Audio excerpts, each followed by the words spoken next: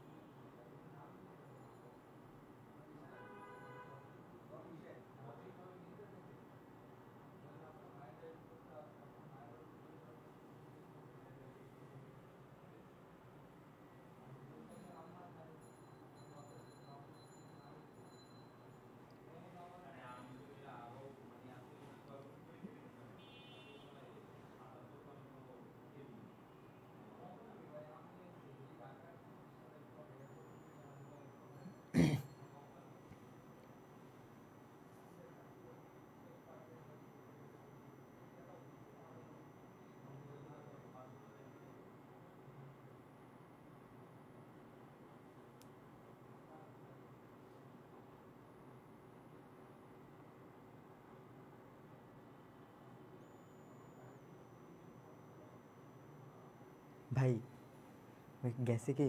Cross post করছে, লাইভটা আসেনি এখন।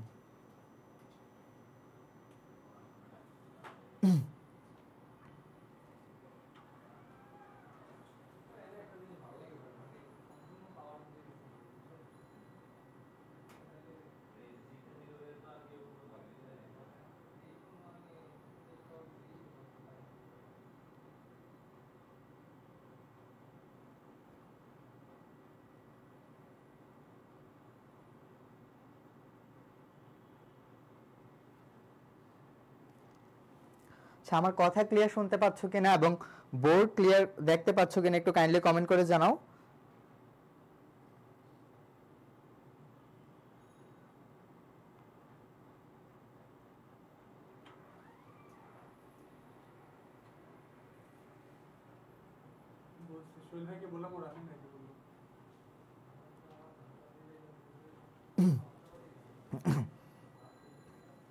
আমাদের ইলেকট্রিসিটি প্রবলেমের কারণে ক্লাসটা কেটে গেছিল। তোমরা সবাই আবার জয়েন হয়ে যাও, আমরা আবার শুরু করে দেব ক্লাসটা। আমাদের প্রবলেম সলভ হয়ে গেছে।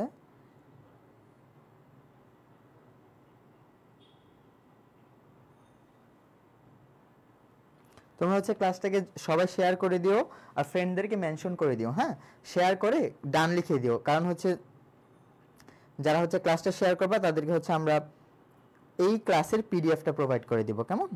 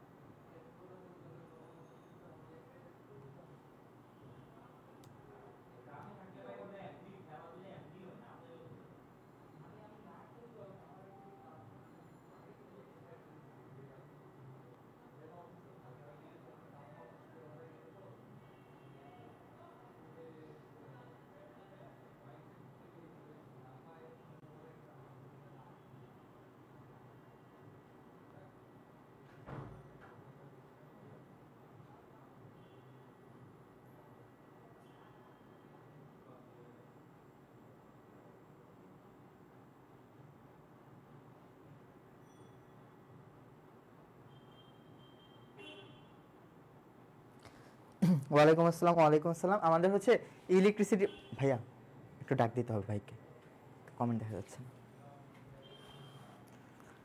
আমরা হচ্ছে ক্লাসে আবার ফিরে আসলাম, তোমরা হচ্ছে কাইন্ডলি শেয়ার করে দাও ভাই, শেয়ার করে হচ্ছে ফ্রেন্ডদেরকে একটু মেনশন দিও আর ডান লিখে দিও যে শেয়ার কমপ্লিট হয়েছে। কেমন? আমাদের হচ্ছে ইলেকট্রিসিটি চলে গেছিলো তো একটু প্রবলেম হয়েছে, আমরা আবার ওই প্রবলেমটা সলভ করে চলে আসছি। এখন আমরা ক্লাস শুরু করে দিব। ওয়ালাইকুম আসসালাম আরিয়ান, তোমরা একটু কাইন্ডলি শেয়ার করে দাও। আমি 2 মিনিট ওয়েট করব, তোমরা হচ্ছে ক্লাসটাকে শেয়ার করে দিও। হ্যাঁ, তোমরা যদি শেয়ার করে দাও তাহলে হচ্ছে তোমাদেরকে আমরা ক্লাসের পিডিএফটা প্রোভাইড করে দিব।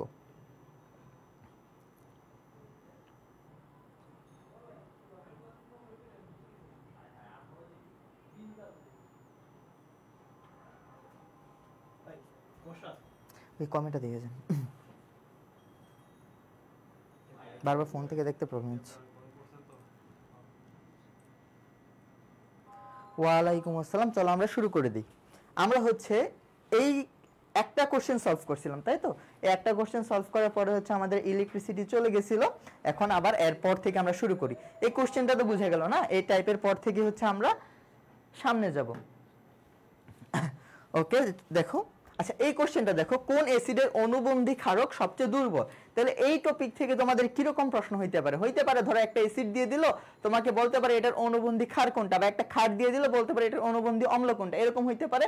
আর একটা দিতে পারে ধরো যে কোনো একটা র্যান্ডম 3-4টা অ্যাসিড দিল, বললো যে এই অ্যাসিডগুলোর মধ্যে কার অনুবন্ধী ক্ষারক সবচেয়ে দুর্বল বা কার অনুবন্ধী ক্ষারক সবচেয়ে স্ট্রং হইতে পারে, এরকম প্রশ্ন হইতে পারে, বা ভাইস ভার্সা হইতে পারে। এখন দেখো এখানে যতগুলো অ্যাসিড আছে সবগুলো হচ্ছে আমার অর্গানিক অ্যাসিড। এখন অর্গানিক অ্যাসিডের সক্রিয়তার ক্রম যে আমরা শিখছিলাম ক্লাসে, মনে আছে? যে অর্গানিক অ্যাসিডগুলোর মধ্যে হেলুজেনের পরিমাণ বাড়তে থাকবে, হেলুজেনের মধ্যে আবার উপর থেকে নিচে গেলে তার সক্রিয়তা বাড়ে। তাহলে ফ্লোরিন যেহেতু নাই, সবগুলো যেহেতু এখানে ক্লোরিন আছে, সেহেতু আমার ক্লোরিন নিয়ে কথাবার্তা। তাহলে ক্লোরিনের পরিমাণ বা সংখ্যার উপর ডিপেন্ড করতেছে। যে অ্যাসিডের মধ্যে ক্লোরিনের পরিমাণ বেশি সেটা হচ্ছে সবচেয়ে স্ট্রং অ্যাসিড। তাহলে এখানে 4টা অ্যাসিডের মধ্যে লক্ষ্য করো ভাই, 4টা অ্যাসিডের মধ্যে এখানে আছে 3টা ক্লোরিন। লক্ষ্য করো একটু, এখানে 3টা ক্লোরিন আছে, এখানে আছে 2টা ক্লোরিন, এখানে আছে তোমার 1টা ক্লোরিন, আর এখানে তো কোনো ক্লোরিন নাই। তাহলে এই 4টা অ্যাসিডের মধ্যে সবচেয়ে স্ট্রং কে? সবচেয়ে স্ট্রং হচ্ছে আমার এই অ্যাসিডটা। এটা আমার সবচেয়ে স্ট্রং অ্যাসিড। কিন্তু আমার উত্তর তো এটা না। আমরা কি জানি? সবল অ্যাসিডের অনুবন্ধী ক্ষারক কি হয়? দুর্বল হয়।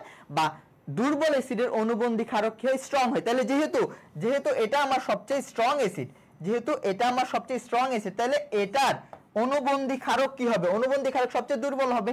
এটার অনুবন্ধী ক্ষারক কি হবে? সবচেয়ে দুর্বল হবে। তাহলে আমার কোশ্চেনে দেখো কি জিজ্ঞেস করছে, কোনটি হচ্ছে সবচেয়ে দুর্বল, কোন অ্যাসিডের অনুবন্ধী ক্ষারক সবচেয়ে বেশি দুর্বল। তাহলে এটা যেহেতু আমার স্ট্রং অ্যাসিড, তাহলে এই স্ট্রং অ্যাসিডের অনুবন্ধী ক্ষারকটা কি হবে? সবচেয়ে দুর্বল হবে। তাহলে আমার উত্তর হবে এই ডি। উত্তর হবে ডি। যদি বলতো কোন অ্যাসিডের অনুবন্ধী ক্ষারক সবচেয়ে স্ট্রং, তাহলে কিন্তু হয়তো এটা। বুঝতে পারলেন? এটা কি বুঝতে পারলেন? একটু জানান তো জি ভাই এটা বুঝতে পারছেন কিনা। আপনারা হচ্ছে ক্লাসটা শেয়ার দিয়ে দিন। হ্যাঁ, শেয়ার দিয়ে হচ্ছে কাইন্ডলি একটু কমেন্ট করে জানান যে জি ভাই শেয়ার দেয়া কমপ্লিট হয়েছে।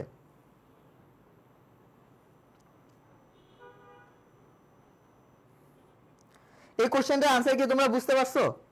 যে কোনটা হচ্ছে সবচেয়ে স্ট্রং অ্যাসিড আর কোনটা হচ্ছে এখানে কোনটা হচ্ছে দুর্বল হবে বা কোনটা স্ট্রং হবে? সোজা কথা ভাই, দুর্বল অ্যাসিডের অনুবন্ধী ক্ষারক হবে স্ট্রং, আর যদি উল্টা যাই স্ট্রং অ্যাসিডের অনুবন্ধী ক্ষারক হবে দুর্বল। আবার যদি এভাবে আসি যে সবল ক্ষারকের অনুবন্ধী অ্যাসিড হবে দুর্বল, দুর্বল ক্ষারকের অনুবন্ধী অ্যাসিড হবে স্ট্রং। শেষ। তাহলে এই টপিক থেকে তোমাদের এরকম প্রশ্ন হইতে পারে। কি কি বলতো?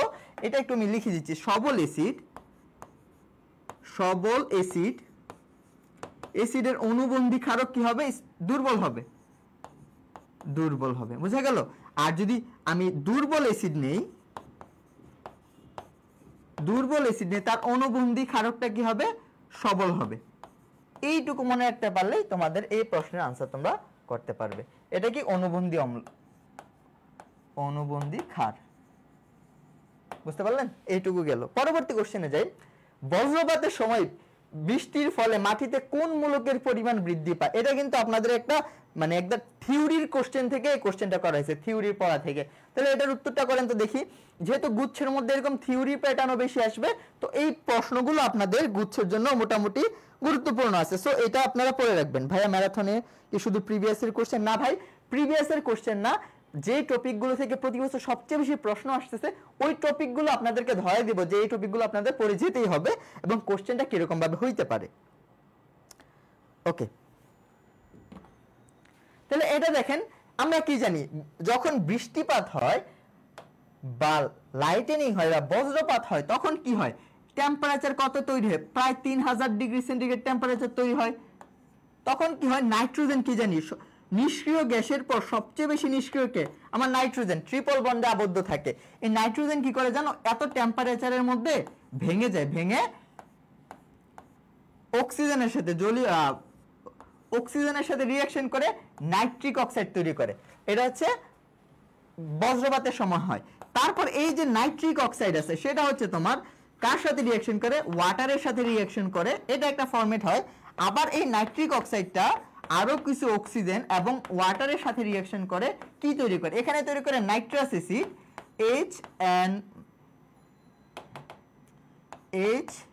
HNO2 নাইট্রাস অ্যাসিড, আর এখানে তৈরি করে নাইট্রিক অ্যাসিড HNO3। বোঝা গেল, নাইট্রিক অ্যাসিড তৈরি করে। আলটিমেটলি এই নাইট্রিক অ্যাসিডটা হচ্ছে আমাদের বৃষ্টির পানির সাথে ভূমিতে পৌঁছায়। বোঝা গেল, মাটিতে কি আছে, ক্যালসিয়ামের অভাব নাই, এটা কি করে ভূমির ক্যালসিয়ামের সাথে এই নাইট্রিক অ্যাসিড রিঅ্যাকশন করে, HNO3 রিঅ্যাকশন করে কি তৈরি করে, ক্যালসিয়াম নাইট্রেট তৈরি করে, ক্যালসিয়াম নাইট্রেট তৈরি করে। এই ক্যালসিয়াম নাইট্রেট আকারে আসে না, NO3 মাইনাস আকারে আসে। তাহলে মাটিতে আমরা নাইট্রোজেনকে কি আকারে পাই, নাইট্রেট মূলক আকারে পাই। বুঝতে পারলেন? যারা যারা এটা সবাই সি আনসার করছেন তাদেরকে অসংখ্য ধন্যবাদ। মূলত হচ্ছে এই প্রসিডিউরে জিনিসটা হয়। আশা করি এখন আর কোনো ঝামেলা থাকবে না। ওকে ওকে, যারা যারা সি আনসার করছেন তাদেরকে অসংখ্য ধন্যবাদ। আপনারা কাইন্ডলি হচ্ছে শেয়ার করে দিয়েন, ডান লিখে দিয়েন, আপনাদেরকে ক্লাসের স্লাইড প্রোভাইড করে দেওয়া হবে। পরবর্তীতে দেখেন আদর্শ পানির ডিউর মান কত। তাইলে আপনাদের টপিকটা কি বলেন তো, বিউডি সিউডি, এই মানগুলো আপনাদের মনে রাখতে হবে। হু অনুমোদিত যেটা, আর একটা হচ্ছে আদর্শ। এখানে দুইটা প্রশ্ন হইতে পারে, একটা হইতে পারে সর্বোচ্চ সহনশীল, একটা হইতে পারে আদর্শ। হ্যাঁ, এই টপিকটা আপনারা পড়ে ফেলবেন। তাই এখানে তো সবগুলো কোশ্চেন তো দেখানো সম্ভব না, আমি জাস্ট একটা কোশ্চেন দেখাইছি আর টপিকটা বলে দিছি। আপনাদের রিভিশনের সময় এই টপিক রিলেটেড প্রশ্নগুলো বা বইয়ে যে ছকটা আছে সেটা রিভিশন করে ফেলতে হবে। লক্ষ্য করেন আদর্শ মানের জন্য ডিউর মান কত, ডিউ মানে কি এটা কি জানেন, ডিজলভ অক্সিজেন, এটা কিন্তু জানতে হবে। এটা হচ্ছে 4 থেকে 8 মিলিগ্রাম পার লিটার। আরেকটা জিনিস মনে রাখতে অবশ্যই আপনারা ইউনিটটা খেয়াল রাখবেন, এককটা মনে রাখবেন, এককটা কি দেয়া আছে আর বইয়ে কি দেয়া ছিল। হ্যাঁ, এককটা একটু মনে রাখতে হবে। তাহলে 4 থেকে 8 মিলিগ্রাম পার লিটার, এটা কার জন্য বলেন তো, ওয়াটারের জন্য। সেটা হচ্ছে পরিসীমা আদর্শ মান। ওকে, এই চারটা আপনারা বই থেকে খুবই ভালো করে পড়বেন, কারণ এই চারটা থেকে একটা প্রশ্ন আসবেই। দেখেন পিএইচ যদি বলে 1.65 থেকে কত 8.5 পর্যন্ত, ডিউর মান কত 2.5 থেকে 6.0 পর্যন্ত, এটা হচ্ছে পিপিএম এ। কিন্তু এটা কিসে আছে দেখেন তো, পিপিএম এ। ওকে, এটা হচ্ছে হু অনুমোদিত। এটা কার বলেন তো, হু অনুমোদিত, একটু মনে রাখতে হবে। এখান থেকে সবচেয়ে বেশি আসবে হচ্ছে ডিউ, সবচেয়ে বেশি আসে হচ্ছে ডিউ, তারপর হচ্ছে আপনার বিউডি, আর হচ্ছে আপনার সিউডি কম আসে, টিডিএস টাও মাঝে মাঝে আসে, আর পিএস। এই চারটা মনে রাখতেই হবে। তারপরে একটা জিনিস লক্ষ্য করেন, ক্ষরতার ক্ষেত্রে ক্যালসিয়াম 2+, এখানে 33+ আসছে 2+, হ্যাঁ, আর ম্যাগনেসিয়াম 2+। এই দুইটার মধ্যে কে বেশি দেখেন তো, ক্যালসিয়ামের পরিমাণ কত 100 আর ম্যাগনেসিয়ামের পরিমাণ কত 150। এটা একটু মনে রাখতে হবে। সোডিয়াম ক্লোরাইড আমরা বেশি বেশি খাই, এটা মনে রাখতে হবে। আমাদের লবণ কি অধিকাংশ সোডিয়াম ক্লোরাইড বলে থাকে, অ্যাকচুয়ালি ম্যাগনেসিয়ামও থাকে। তাহলে সোডিয়াম ক্লোরাইড কত সবচেয়ে বেশি থাকে, 500 ppm পর্যন্ত থাকতে পারে। ppm এর আরেকটা ইউনিট কি হতে পারে, মিলিগ্রাম পার লিটার। তাহলে এটা আশা করি আপনারা বুঝতে পেরেছেন। তাহলে এটার উত্তর কোনটা হবে, বি হবে। চলেন আমরা পরবর্তী কোশ্চেনে যাই। 35 ডিগ্রি সেন্টিগ্রেড তাপমাত্রায় 2 গ্রাম কার্বন ডাই অক্সাইড, দেখেন এখানে তথ্যগুলো দেখেন, টেম্পারেচার কত, এটা আমি কালারটা চেঞ্জ করি,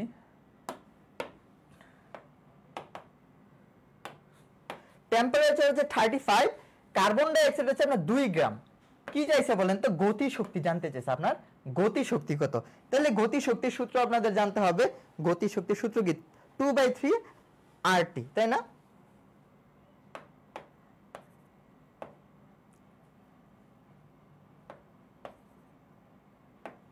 আচ্ছা দেখেন, তাহলে গতি শক্তি ই কে সমান সমান জানতে চাইছে আপনাকে, ই কে বের করতে বলছে। ই কে মানে কি বলেন তো, 3/2, কি বললাম, ই কে মানে কি বলেন তো, 3/2 3/2 nRT। এটা হচ্ছে আমার গতিশক্তির সূত্র। তাহলে এখানে দেখেন আপনার টেম্পারেচার কত 35, টি কে আপনাকে অবশ্যই কেলভিনে নিয়ে যেতে হবে। টি কে যদি আপনি কেলভিনে নেন এখানে কত আছে 35 প্লাস 273, এটা যোগ দিয়ে দিতে হবে। তাহলে আমার কেলভিনে চলে গেল। কেলভিনে কত আসতেছে বলেন তো 80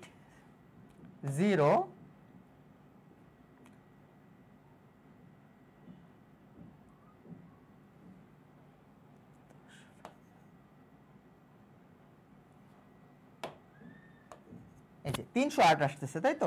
আর এখানে n এর মান তো দেয়া নেই, কিন্তু আপনার কার্বন ডাই অক্সাইডের কি দেয়া আছে বলেন তো? ভর দেয়া আছে।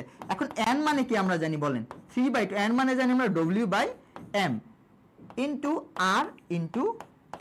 ওকে, এখন জাস্ট মান বসাবো। দেখেন 3/2 m এর মান কত 2 গ্রাম দেয়া আছে, আর হচ্ছে 44 ইনটু আর আমি বসাবো না, আর যেহেতু আদর্শ গ্যাস ধ্রুবক এটা r থাক ইনটু 308। এখন আপনি জাস্ট লক্ষ্য করেন এই দুই কর্তন, আপনি যদি এই 44 দিয়ে 308 কে কাটেন আসবে হচ্ছে 7, তাহলে 3 7 21 কত 21 আর 21 আর। এই হচ্ছে আপনার উত্তর। এটা হচ্ছে আপনার উত্তর 21 আর। এটা আছে কি কই? হ্যাঁ 21 আর বি। তাহলে জাস্ট কোশ্চেন কিন্তু আপনার আর এর মান মুখস্থ রাখা লাগবে, কিন্তু অনেক সময় সরাসরি জানতে চায়। কিন্তু ম্যাথ যদি আসে ভাই ক্যালকুলেটর ছাড়া করতে হবে, সো আর এর মানটা মোটামুটি অ্যাভয়েড করা ট্রাই করে গুচ্ছতে। বুঝতে পারলেন? যারা যারা এটা সঠিক আনসার দিতে পারছেন তাদেরকে অসংখ্য ধন্যবাদ। তাহলে আপনাদের গতিশক্তি রিলেটেড প্রশ্নগুলো দেখতে হবে, আরএমএস ব্যাগ রিলেটেড প্রশ্নগুলো দেখতে হবে, নাইট্রোজেন ফিক্সেশন রিলেটেড প্রশ্নটা দেখতে হবে, থিওরিতে প্রশ্ন আসে এগুলো আপনাদের একটু দেখতে হবে, আর হচ্ছে অনুবন্ধী অম্লক্ষার জিনিসটা ভালো করে দেখতে হবে। তারপরে আসি হাইড্রোজেন গ্যাসের ব্যাপন হার। তাহলে আপনাদের আরেকটা টপিক কি হলো? ব্যাপন হার রিলেটেড প্রশ্ন দেখতে হবে। একটা ব্যাপন হার দেওয়া আছে অন্য একটা গ্যাসের ব্যাপন হারের 6 গুণ। তাহলে বলছে গ্যাসটির আণবিক ভর কত, অজানা যে গ্যাসটা আছে সেটা আণবিক ভর কত।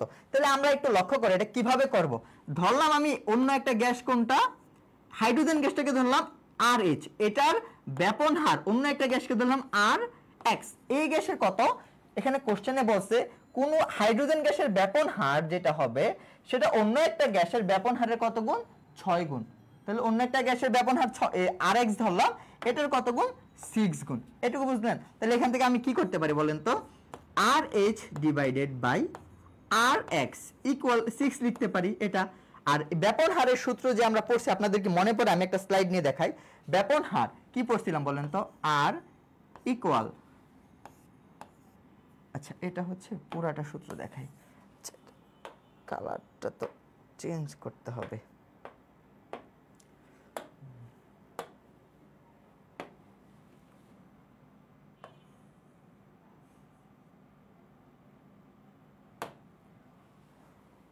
কি পড়ছিলাম বলেন তো? একটু লক্ষ্য করেন। আমরা পড়ছিলাম R1/R2 ইকুয়াল V1/V2, এটা হচ্ছে আয়তন, ব্যাপিত গ্যাসের আয়তন। তারপর টি পড়ছিলাম T2/T1, তারপর কি পড়ছিলাম √M2/M1 ইকুয়াল √D2/D1। এই সূত্র আমরা বাচ্চাকাল থেকে পড়ে আসছি। ব্যাপন হারে গ্রাহামের ব্যাপন সূত্র থেকে আমরা এই জিনিসটা পাই। এখন আমাদের কি কি লাগবে? এখন আমাদের লাগবে দেখেন এটা লাগবে, আর হচ্ছে আমাদের যেহেতু আণবিক ভর জানি এটা লাগবে। তাহলে এই দুইটা থেকে আমরা কি পাই? R1/R2 equal √M2/M1। এটা নিয়ে আমাদের কাজ করবে, যেহেতু আমাদের ভর বের করতে বলছে। তাহলে এখানে আমরা যদি এখন বসাই, এটা সমান সমান আমরা কি লিখতে পারি বলেন তো? এটা সমান সমান লিখতে পারি √M2/M1, যেহেতু M2 কে, তাহলে M of X হবে, আর √M of হাইড্রোজেন হবে। বুঝতে পারলেন? এখন যদি আমরা জাস্ট সিম্পলিফাই এটা রুট আছে স্কয়ার করে দেব, তাহলে কি হবে? Mx ডিভাইডেড বাই হাইড্রোজেনের কত বলেন তো? 2 ইকুয়াল 36, যেহেতু স্কয়ার করে দিছি। তাহলে Mx এর মান কত আসবে? Mx এর মান আসবে 72। এটা কি আছে অপশনে? হ্যাঁ আছে তো, গ্রাম পার মোল। এই হচ্ছে আপনাদের আনসার। যারা যারা হচ্ছে বি আনসার করছেন আপনাদেরকে অসংখ্য ধন্যবাদ। বুঝতে পারতেছেন? তাহলে আপনাদের মনে রাখতে হবে এই টপিক থেকে আপনাদের ব্যাপন হার রিলেটেড প্রশ্ন শিখতে হবে। বুঝতে পারলেন? সোজা কথা, যার হচ্ছে আণবিক ভর বেশি তার ব্যাপন হার কম, যার আণবিক ভর কম তার ব্যাপন হার বেশি। সোজা, পাতলা মানুষ বেশি দৌড়াইতে পারে, ভারী মানুষ কম দৌড়াইতে পারে। এটা একটু গেল। তারপর দেখেন গ্রিন হাউস প্রভাবের জন্য সর্বাপেক্ষা দায়ী কোন গ্যাসটি? ভাই এটা এমন একটা প্রশ্ন এইচএসসি থেকে শুরু করে এডমিশন পর্যন্ত আসে, সবাই জানে, এটা ভুল করে না। তাও দিলাম কেন? দেওয়ার কারণ হচ্ছে আসবে যেহেতু মনে রাখতে হবে কার্বন ডাই অক্সাইড। সবচেয়ে বেশি ক্ষতি করে হচ্ছে কার্বন ডাইঅক্সাইড। আপনাদের বই একটা চার্ট আছে, কে কার তুলনায় কত গুণ ক্ষতি করে ওজোন স্তরে, ওই চার্টটা আপনারা ভালো করে পড়বেন বই থেকে। বুঝতে পারলেন? টপিকটা কি ধরতে পারছেন?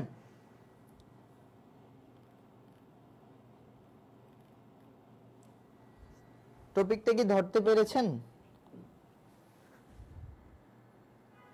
তাহলে উত্তর হবে আমাদের ডি। ক্লিয়ার? জিএসটি কি থিওরি থেকে বেশি কোশ্চেন হয়? হ্যাঁ ভাই, জিএসটি তে থিওরি থেকে, কেমিস্ট্রি থেকে তুমি দেখবা যে ম্যাথ আসবে তোমার, অর্গানিক থেকে 3 থেকে 4টা কোশ্চেন আসবে, ম্যাথ ধরো তোমার 3 থেকে 4টা 5টা আসবে এরকম, আর বাকি পার্টটাই হচ্ছে মোটামুটি বেসিক প্লাস থিওরি হবে। হ্যাঁ, বেসিক প্রশ্ন আছে না ফার্স্ট পেপারের, গুণগত রসায়ন, তারপর হচ্ছে মৌলের পর্যায়ভিত্তিক ধর্ম, ওইরকম প্রশ্ন আসবে। আর থিওরি মুখস্থ টাইপ, যেমন সংখ্যাগত তত্ত্ব, এরকম খুব কম আসবে, 1টা 2টা প্রশ্ন হতে পারে। অর্গানিক থেকে মিনিমাম 5টা প্রশ্ন আসবে, এটা মনে রাখতে হবে। চলেন আমরা সামনে যাই। দেখেন কোন লেখচিত্রটি স্থির চাপে চার্লসের সূত্রের সাথে সঙ্গতিপূর্ণ। তাহলে এখানে আপনারা চার্লসের সূত্র, বয়েলের সূত্র, আর হচ্ছে আপনার অ্যাভোগাড্রোর সূত্র, আদর্শ গ্যাস ইকুয়েশন, এই 3টা জিনিস আপনাদের ভালো করে মনে রাখতে হবে। আমরা দেখেন একটু যদি রিকল করার ট্রাই করি, মনে আছে আমরা বয়েলের সূত্রে কি পড়ছিলাম? আমরা বয়েলের সূত্রে পড়ছিলাম ভি প্রপোর্শনাল 1/p, যখন টি আমার কি ফিক্স। আমি জাস্ট একটু রিকল করাই দিচ্ছি। চার্লসের সূত্রে কি পড়ছিলাম? চার্লসের সূত্রে পড়ছিলাম ভি প্রপোর্শনাল টি, যখন আমার পি ফিক্স, তাই তো। তারপর আপনার আর কি শিখছিলাম? ভি প্রপোর্শনাল এন, এটা পড়ছিলাম অ্যাভোগাড্রোর সূত্র, যখন টি এবং পি ফিক্স, তাই তো। তারপর আর কি পড়ছি বলেন তো? এখানে এনও কিন্তু ফিক্স, এনও কিন্তু ফিক্স থাকবে। তারপর আর কি পড়ছি আমরা? হচ্ছে গেলুসাকের ইকুয়েশন পড়ছিলাম, সেটা কি পড়ছিলাম? পি প্রপোর্শনাল টি, যখন ভি ফিক্সড, এটা পড়ছিলাম। তাহলে সবগুলো ইকুয়েশন, এই 2টা ইকুয়েশন যদি আমি কম্বাইন করতে চাই, 3টা, আমরা কি পাই বলেন তো? পিবি সমান সমান এন আর টি পাই, তাই তো। এখানে হচ্ছে এন কি মূল সংখ্যা, এটাকে আমরা একটু কনভার্ট করতে পারি কিভাবে? W/m আর টি, এভাবে আমরা এটা কনভার্ট করতে পারি। তাহলে এই ইকুয়েশনগুলো থেকে আপনাদের প্রশ্ন আসতে পারে ছোট ছোট, যে পি এর মান দ্বিগুণ করলে ভলিউম কতটুকু চেঞ্জ হবে, এরকম প্রশ্ন আমরা দেখব অবশ্য। চলেন এটা আনসার করি। আচ্ছা, চার্লসের সূত্র, চার্লসের সূত্র কি পড়ছি বলেন তো? ভি প্রপোর্শনাল টি। এটা নিয়ে যদি এখন কাজ করি, চার্লসের সূত্রে আমরা পড়ছি ভি প্রপোর্শনাল টি। এখন যদি আমি প্রপোর্শনাল সাইন তুলি, ভি সমান সমান কে ইনটু টি হবে। এখন দেখেন এটাকে যদি ওয়াই ধরি, এটা কি হবে? এম, এটা হবে x, y equal to m x, মূল বিন্দুগামী সরলরেখার সমীকরণ। আরেকটা কথা মনে রাখতে হবে, এই টিটা অবশ্যই কিসে থাকবে? টিটা অবশ্যই কেলভিন এককে থাকবে, কেলভিন ইউনিটে। তাহলে এম এক্স, তাহলে মূল বিন্দুগামী সরলরেখার সমীকরণ। তাহলে এটার ইউনিট কোনটা হবে? ভি ভার্সেস টি এর গ্রাফ কোনটা হবে? বি ভার্সেস টি এর গ্রাফ হবে আমার ক। উত্তর হবে কি? ক হবে আমার উত্তর, কারণ এটা যেহেতু কেলভিনে দেওয়া আছে মূল বিন্দুগামী সরলরেখার সমীকরণ। বুঝতে পারলেন? তবে প্রশ্নটা এখান থেকে ঘুরাই কিরকম হইতে পারে? একই গ্রাফ দিল আপনাকে, একই গ্রাফ দিল, এরকম একই গ্রাফ দিল, কিন্তু টিটাকে আপনার ডিগ্রি সেন্টিগ্রেডে রাখলো, এখানে আপনার বি দিল, তখন কিন্তু গ্রাফটা প্রথমে একটু ডট ডট ডট ডট হবে, তারপরে গ্রাফটা শুরু হবে। কারণ হচ্ছে 200 - 273 হয় 1 কেলভিন, আর ডিগ্রিতে দিলে ডট ডট দিয়ে বোঝাচ্ছে -273 থেকে শুরু হচ্ছে। বুঝতে পারলেন? তাহলে আপনাদের মনে রাখতে হবে কেলভিন এককে দেয়া আছে, কেলভিন এককে দেয়া আছে নাকি ডিগ্রি এককে দেয়া আছে, এইটুকু একটু ভালো করে মনে রাখতে হবে। বুঝতে পেরেছেন? কি বুঝাইলাম? বুঝতে পারছেন কি ভাইয়া আপুরা? ডিগ্রিতে দেয়া আছে নাকি কেলভিনে দেয়া আছে, এটা একটু আপনাদের মনে রাখতে হবে। তারপর হচ্ছে আপনারা এই ম্যাথগুলো করা অ্যাপ্রোচ করবেন, সরি কোশ্চেনগুলো আনসার করে অ্যাপ্রোচ করবেন।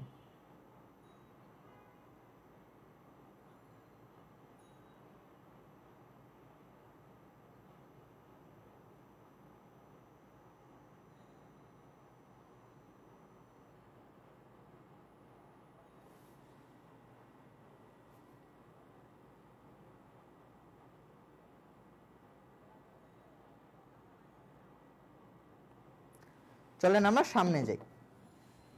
ওকে, বায়ুমণ্ডলের শতকরা 50% ভূপৃষ্ঠের কত উচ্চতার মধ্যে থাকে? একদম থিওরির প্রশ্ন, এই চ্যাপ্টার একদম শুরুর দিকে যে থিওরি আছে, বায়ুমণ্ডলটা ট্রোপোস্ফিয়ার, মেসোস্ফিয়ার, থার্মোস্ফিয়ার, এক্সোস্ফিয়ার, এই বায়ুমণ্ডলের উচ্চতাটা আপনারা শিখতে হবে। একটা চার্ট আকারে দেয়া আছে, পুরো লাইন রিং পার্টটা পড়বেন না, দেখবেন যে পুরো রিডিং এর পর একটা চার্ট দেওয়া আছে, হ্যাঁ ওই চার্টটা একবার মনে রাখবেন। তারপর সবচেয়ে শীতলতম স্থান কোনটা, এত প্রশ্ন তো দেখানো যাচ্ছে না, আমি বলে দিচ্ছি। সবচেয়ে শীতলতম কোনটা, সবচেয়ে উষ্ণতম কোনটা, মেসো হচ্ছে সবচেয়ে শীতল, উষ্ণ কোনটা, থার্মো, এই জিনিসগুলো একটু দেখতে হবে। আর 50 ভাগ পুরো বায়ুমণ্ডলের 50% কত কিলোমিটার পর্যন্ত উচ্চতার মধ্যে থাকে জানেন? এটা মাত্র 5.5 কিলোমিটারের মধ্যে সব বায়ুটা অবস্থান করে, এই উচ্চতার মধ্যে অবস্থান করে। এটা একটু থিওরি প্রশ্ন দেখালাম একটা। বায়ুমণ্ডলের উপাদানের মধ্যে সবচেয়ে বেশি কোনটা, এখান থেকে প্রশ্ন আসে স্পেসিফিক ভাবে বেশি কোনটা, নাইট্রোজেন আমরা জানি। আবার আসে হচ্ছে কার্বন ডাই অক্সাইডের পরিমাণটা আপনাদের জানতে হবে এবং হচ্ছে ওয়াটারের পরিমাণটা জানতে হবে। এটা তো আমরা জানি কি নাইট্রোজেন হচ্ছে পরিমাণে সবচেয়ে বেশি থাকে, এটার পরিমাণ কত 78 পয়েন্ট সামথিং এরকম একটা মান দেয়া আছে। আপনাদের কার্বন ডাই অক্সাইডের পরিমাণটা জানতে হবে, তারপর হচ্ছে অক্সিজেনের পরিমাণটা জানতে হবে, আর হচ্ছে হিলিয়ামের পরিমাণটা জানতে হবে। এই তিনটা আপনারা বই থেকে ভালো করে জেনে নেবেন। থিওরি টাইপ প্রশ্ন আসলে, সংখ্যাগত প্রশ্ন আসলে এই পার্টটা থেকে আসতে পারে, উচ্চতা রিলেটেড আর হচ্ছে এই পার্সেন্টেজ। কার্বন ডাই অক্সাইডটা সবচেয়ে গুরুত্বপূর্ণ, এটা অনেকবার পরীক্ষা আসছে কার্বন ডাই অক্সাইড রিলেটেড। আর এটা তো আমরা জানি সবচেয়ে অ্যাবান্ডেন্ট, সবচেয়ে বেশি কি আছে, নাইট্রোজেন আছে সবচেয়ে বেশি। ওকে, পরবর্তীতে আসেন 13 ডিগ্রি সেন্টিগ্রেড তাপমাত্রায় নির্দিষ্ট ভরের একটি আদর্শ গ্যাসের আয়তন স্থির চাপে, কোশ্চেনটা বুঝেন কি বলে দিছে, স্থির চাপ মানে চাপ স্থির আছে, তাহলে কার সূত্র, চার্লসের সূত্র। চাপ স্থির মানে কি, চার্লসের সূত্র। তাহলে চাপে দ্বিগুণ করা হলো, আয়তনটাকে দ্বিগুণ করা হলো, এই অবস্থায় তাপমাত্রা কত হবে, প্রশ্নটা বুঝেন ভাই। চার্লসের সূত্র বুঝে গেছি, এখানে কি দেয়া আছে, টেম্পারেচার T1 কত দেয়া আছে 13, মানে কত 273 যোগ দিতে হবে, কত হয়ে যাবে বলেন তো, 6 আর হচ্ছে 8 আর হচ্ছে 286 হয়ে যাবে, তাই তো? এটা হচ্ছে আমার টেম্পারেচার। বলছে একটা আদর্শ গ্যাসের আয়তন, তাহলে V1 ছিল হচ্ছে V, আয়তন দ্বিগুণ করছে, তাহলে V2 কত হবে বলেন তো, 2x V হবে। তাহলে টেম্পারেচার জানতে চাইছে, আমার সূত্র কি, V1/T1 = V2/T2। এখন T2 এর মান জানতে চাইছে, T2 সমান সমান কি হবে লক্ষ্য করেন, T2 হবে আপনার V1, V2 এর মান কত 2V ডিভাইডেড বাই V আর হচ্ছে 286, 286, V V কাটা 286 এর যদি আমি 2 গুণ করি কত আসে লক্ষ্য করেন তো,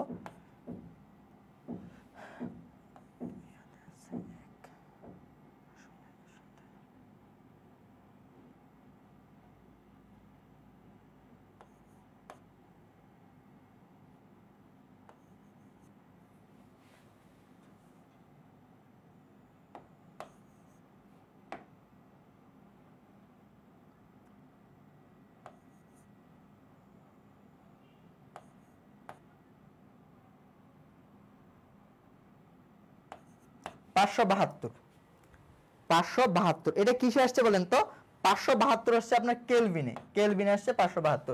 এখন আপনার তো ভাই এখানে দেখেন সবগুলো ডিগ্রি সেন্টিগ্রেডে দেয়া আছে, তাহলে কেলভিন থেকে ডিগ্রিতে কেমনে যাবেন, সহজ জিনিস, 273 বিয়োগ করে দেবেন, 572 মাইনাস 273 বিয়োগ করলে 299 ডিগ্রি সেন্টিগ্রেড আসবে, 299, এই যে উত্তর হচ্ছে এটা। প্রশ্ন জাস্ট একটু বুঝতে হবে এখানে অপশনগুলো কি দেয়া আছে। আপনার কিন্তু প্রথমে অপশনটাই হয়তো 572 ডিগ্রি দেয়া থাকতে পারতো, অপশন প্রথমটাই এরকম হইতে পারতো, কি হইতে পারতো বলেন তো, এরকম হইতে পারতো 572 ডিগ্রি সেন্টিগ্রেড। তাহলে সবাই কিন্তু এটা আনসার করে ফেলতেন সহজে। প্রথমে একটু খেয়াল করে নেবেন ইউনিটটা কিসে দেয়া আছে, কেমন, যদি 572 হইতো কেলভিন লাগতো, তাহলে চার্লসের সূত্র থেকে এরকম প্রশ্ন আসছে, তাহলে বয়লের সূত্র থেকে আসতে পারে, তাই না? সেখানে হচ্ছে পি আর ভি নিয়ে কথাবার্তা হবে। আচ্ছা, কার্বন, নাইট্রোজেন এবং অক্সিজেনের পারমাণবিক ওজন দেয়া আছে এরকম, তাইলে গ্যাসগুলোর মধ্যে কোনটির ব্যাপন হার বেশি? একটু আগে বলছি যার আণবিক ভর বেশি, দেখেন ব্যাপন হারের সম্পর্ক কি আণবিক ভরের সাথে √1/b 1/m, তাই না? বর্গমূলের ব্যস্তানুপাতিক, মানে ভর যত বেশি হবে তার ব্যাপন হার তত কম হবে, ভরের মান যত কম হবে তার ব্যাপন হার তত বেশি হবে, এই তো আমার কথা। তাহলে এখানে কার্বন আছে, নাইট্রোজেন আছে, আচ্ছা হার সমান জানতে চেয়েছে, কোনটির ব্যাপন হার সমান? তাহলে লক্ষ্য করেন এখানে কার্বন ডাই অক্সাইড কত 44, এটা আণবিক ভর কত আমরা জানি 44, এটা বের করেন। নাইট্রোজেন হচ্ছে 14, অক্সিজেন হচ্ছে 32, 14 আর 32 কত, 14 প্লাস 32 কত আসে দেখেন তো, 2 2 4 আর 1 4, 44 হয়ে গেছে। তো প্রথম উত্তরই তো আমি পেয়ে গেছি।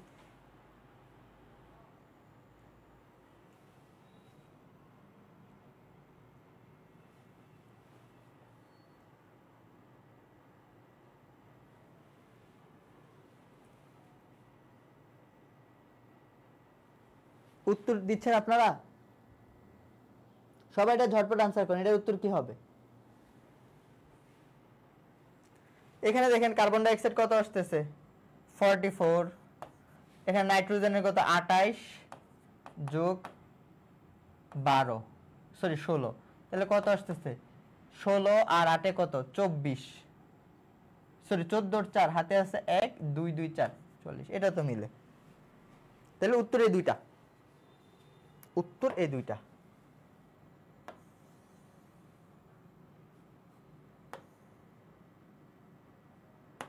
বুঝতে পারলেন?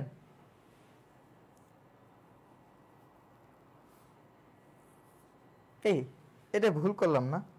ভুল করলাম তো, যোগ তো ভুল করছি ভাই, কেউ বলে না রে। এটা তো 46 আসে, 2 4 তো 6 আসে, 6 আসে। এই ভুল যদি করি পলান কোপাবে। উত্তর তাহলে হবে বি, উত্তর বি হবে বি। এখন দেখি কে কি ভুল করছে, এটা বলছে কেউ? হ্যাঁ, যারা যারা হচ্ছে উত্তর বি দিছো তোমাদেরকে সকলকে অসংখ্য ধন্যবাদ। পরবর্তী কোশ্চেনে যে দেখো, নিচের কোন কার্বোকেটাইন অর্গানিকে আসছে। হ্যাঁ, তাহলে এই চ্যাপ্টার থেকে আরেকটা টপিক বাকি আছে। এই চ্যাপ্টার থেকে তোমরা আরেকটা কি শিখবে জানো? তোমরা ভ্যান ডার ওয়ালস ইকুয়েশনটা শিখবা। কি van der Waals, van der Waals ইকুয়েশনটা শিখবা। সেটা কি ছিল? P plus N square A by V square V minus N B equal N R T. বিভিন্ন যৌগের জন্য বা পরমাণুর জন্য ভ্যান ডার ওয়ালস ইকুয়েশন, সেটা জাস্ট এন এর মানে পার্থক্য থাকে। ধরো তোমাকে 44 না দিয়ে তোমাকে দিল কি দিল বলো তো? তোমাকে দিল 88 গ্রাম কার্বন ডাই অক্সাইড গ্যাসের জন্য ভ্যান ডার ওয়ালস ইকুয়েশন কি হবে? 88 গ্রাম মানে কি, এন এর মান কত আসবে কার্বন ডাই অক্সাইডের? 88 ডিভাইডেড বাই 44 মানে 2। জাস্ট এন এর মান কত বসে যাবে? 2 বসে যাবে। এখানে এন এর মান কত বসবে? 2 বসবে। এই হচ্ছে ইকুয়েশন। এই ভ্যান ডার ওয়ালস ইকুয়েশনটা একটু তোমরা দেখে নিও, এটা আসে নাই। ওকে, চলো আমরা পরবর্তীতে যাই। কোন কার্বোক্যাটায়নটি সবচেয়ে স্থিতিশীল? তোমাদের কার্বোক্যাটায়ন থেকে প্রশ্ন আসবেই। কার্বোক্যাটায়নের স্টেবিলিটি, কার্বোক্যাটায়নের তোমার কি হইতে পারে? বিক্রিয়ার হার, গুরুত্ব, তারপরে হইতে পারে কার্বোক্যাটায়ন কে হচ্ছে সবচেয়ে বেশি স্টেবল, কে হচ্ছে স্টেবল না, এরকম প্রশ্ন হইতে পারে। কার্বোক্যাটায়ন মানে কি বলেন তো? কার্বোক্যাটায়নের স্টেবিলিটি আপনাদের কি মনে আছে? কার্বোক্যাটায়ন কই থেকে তৈরি হয়? যদি আর এক্স ছিল, এইটা কি হয়? হ্যালোজেন কি হয়ে যায়? নিয়ে যায় ইলেকট্রনকে, ইলেকট্রোনেগেটিভিটির কারণে আর প্লাস তৈরি হয়, এটাকে বলা হয় কার্বোক্যাটায়ন। মানে কার্বোক্যাটায়ন মানে কি বলেন তো? কার্বোক্যাটায়ন পজিটিভ মানে হচ্ছে তার ইলেকট্রনের ঘাটতি আছে, ইলেকট্রনের ঘাটতি আছে, এই ঘাটতিগুলো পূরণ করতে হবে। ধরেন এটা আমার একটা কার্বোক্যাটায়ন, এটার মধ্যে আমার 2টা হাইড্রোজেন যুক্ত আছে আর একটা আর গ্রুপ যুক্ত আছে। এখন আর গ্রুপ মানে কি? Alkyl group. অ্যালকাইল গ্রুপকে কি বলা হয়? ইলেকট্রন ডোনেটিং গ্রুপ বলা হয় বা ইলেকট্রন দাতা গ্রুপ বলা হয়, এটা আমরা জানি। আর কি কেন ইলেকট্রন ডোনেটিং গ্রুপ বলা হয় সেটা কি মনে আছে আপনাদের? ধরেন এটা একটা CH3, এটা একটা মিথাইল গ্রুপ বা অ্যালকাইল গ্রুপ। এখানে কি রকম আছে? কার্বন 3টার সাথে 3 হাতে 3টা হাইড্রোজেন যুক্ত আছে, এই হাত ফাঁকা আছে, এটা হচ্ছে অ্যালকাইল গ্রুপ। তাহলে এই কার্বন এবং হাইড্রোজেনের মধ্যে ইলেকট্রোনেগেটিভ কে কার্বন, তাহলে এই বন্ডের ইলেকট্রন কার দিকে সরে যাবে? কার্বনের দিকে। এই বন্ডেরটা কার্বনের দিকে সরে যাবে, এই বন্ডেরটাও কার্বনের দিকে সরে যাবে। আলটিমেটলি কার্বনের সারফেসে ইলেকট্রন ডেনসিটি বেড়ে যাবে। সে যখন অন্য একটা কম্পাউন্ডের সাথে বন্ধন গঠন করবে, সে কি করতে পারে? ইলেকট্রন ইজিলি দিতে পারে। সেজন্য অ্যালকাইল গ্রুপকে, যে কোনো অ্যালকাইল গ্রুপকে কি বলা হয়? ইলেকট্রন ডোনেটিং গ্রুপ বলা হয়। সো এই কার্বোক্যাটায়নের কি আছে বলেন তো? ইলেকট্রনের ঘাটতি আছে। তাহলে এখানে একটা আর যুক্ত আছে, মানে একটা কি যুক্ত আছে বলেন তো? অ্যালকাইল গ্রুপ, মানে তার ঘাটতি পূরণের জন্য একটা আর তাকে ইলেকট্রন দিচ্ছে, এটাকে বলা হয় 1 ডিগ্রি কার্বোক্যাটায়ন। এখন যদি এই কার্বোক্যাটায়নের সাথে 2টা আর যুক্ত থাকে, তাকে বলা হয় 2 ডিগ্রি কার্বোক্যাটায়ন। আর আমরা কিন্তু ডিগ্রি গত ক্লাসে শিখাইলাম। আর যদি একটা কার্বোক্যাটায়নের সাথে 3টাই আর যুক্ত থাকে, সেটাকে বলা হয় 3 ডিগ্রি কার্বোক্যাটায়ন। এখন লক্ষ্য করেন ইলেকট্রনের ঘাটতি, কার ঘাটতি আগে পূরণ হবে? অবশ্যই 3 ডিগ্রি কার্বোক্যাটায়নের, কারণ 3 ডিগ্রি কার্বোক্যাটায়নের সাথে কি 3টে অ্যালকাইল গ্রুপ যুক্ত আছে, 3টে অ্যালকাইল গ্রুপ তাকে ভালো পরিমাণে ইলেকট্রন দিতে পারবে এবং তার ঘাটতি কি পূরণ হয়ে যাবে। এটাই তো তার কার্বোক্যাটায়নের স্থায়িত্ব। তাহলে প্রশ্ন চাইছে আপনার কোন কার্বোক্যাটায়নের সবচেয়ে বেশি স্থিতিশীল? তাহলে 3 ডিগ্রি কার্বোক্যাটায়ন কি হবে? সবচেয়ে বেশি স্থিতিশীল। এই হচ্ছে আপনার 3 ডিগ্রি কার্বোক্যাটায়ন। এখানে পজিটিভ চার্জ আসে না, তাহলে কি হবে এরকম জিনিসটা? 3 ডিগ্রি কার্বোক্যাটায়ন, এখানে একটা CH3 যুক্ত আছে, এখানে একটা CH3 যুক্ত আছে, এখানে একটা CH3 যুক্ত আছে। এটা হচ্ছে 3 ডিগ্রি কার্বোক্যাটায়ন। বুঝতে পারলেন? তাহলে আপনাদের আরেকটা জিনিস মনে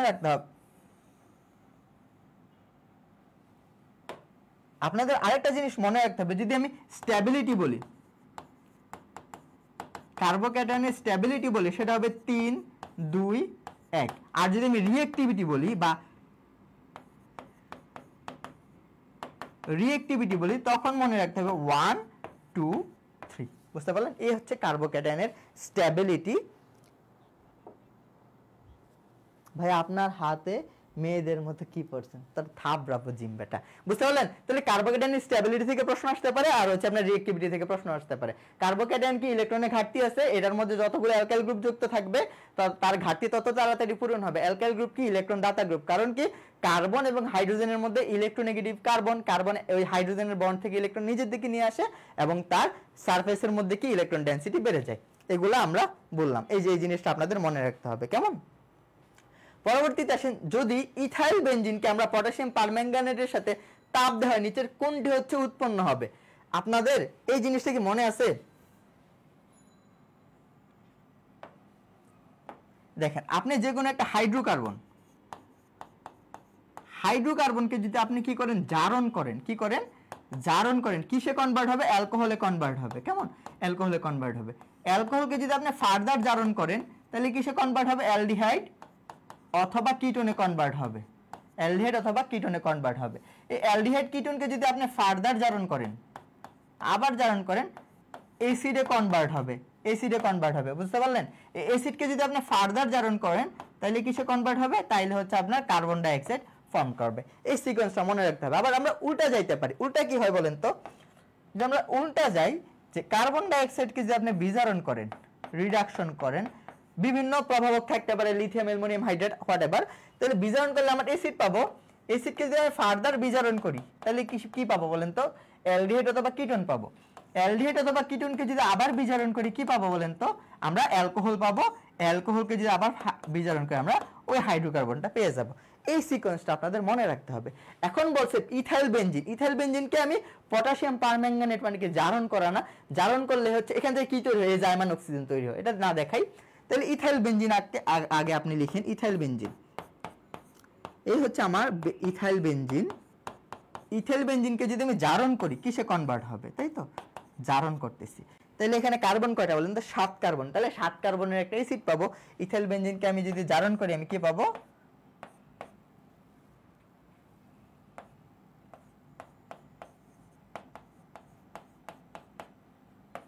এই যে এটা উৎপন্ন হবে। বুঝতে পারলেন?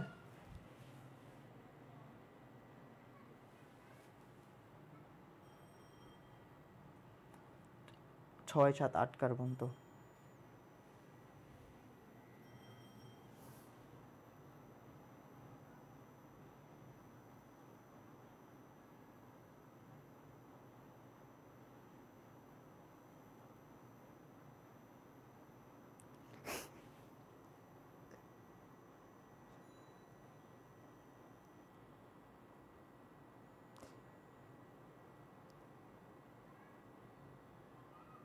জিম তোর খবর আছে। আচ্ছা বুঝতে পারলেন? তাহলে উত্তর কি হবে বলেন তো? উত্তর হবে আমার এখানে কি সব ঠিকই দেয়া আছে না? Ethyl benzene.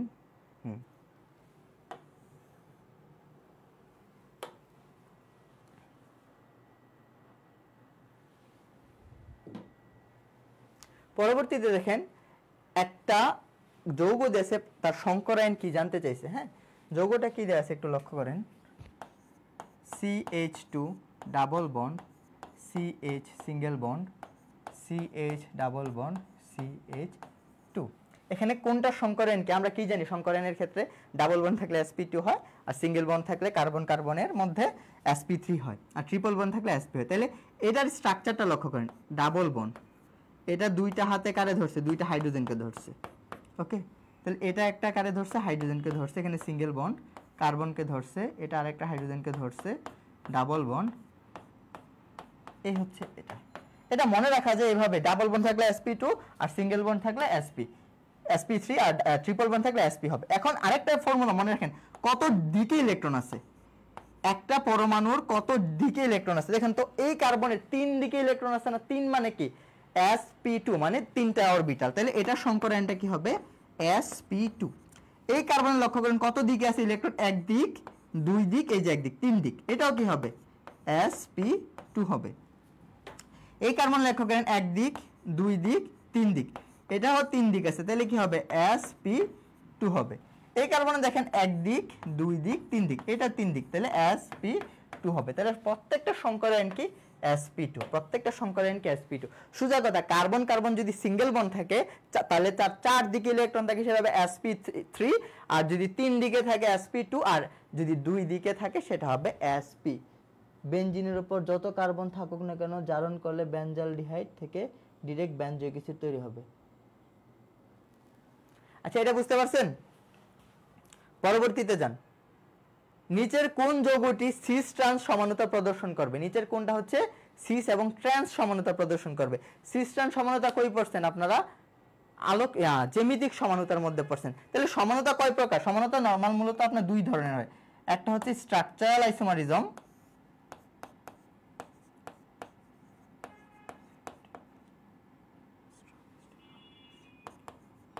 স্ট্রাকচারাল আইসোমারিজম, আরেকটা কি হবে বলেন তো? আরেকটা হবে আপনার অপটিক্যাল আইসোমারিজম।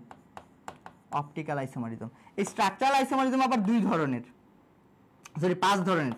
একটা হচ্ছে আপনার শিকল বা চেইন সমানতা, chain isomerism, position isomerism, position isomerism, তারপরে কি ফর্ম হয় বলেন তো? পজিশন আইসোমারিজম, তারপর হচ্ছে আপনার ফাংশনাল গ্রুপ আইসোমারিজম, তারপর হচ্ছে টোটোমারিজম, আর হচ্ছে মেটামারিজম। এই হচ্ছে আপনার স্ট্রাকচার। আর অপটিক্যাল থেকে আমরা দুই ধরনের পাই, একটা হচ্ছে জিওমেট্রিক্যাল আইসোমারিজম, আর একটা পাই হচ্ছে অপটিক্যাল তো না,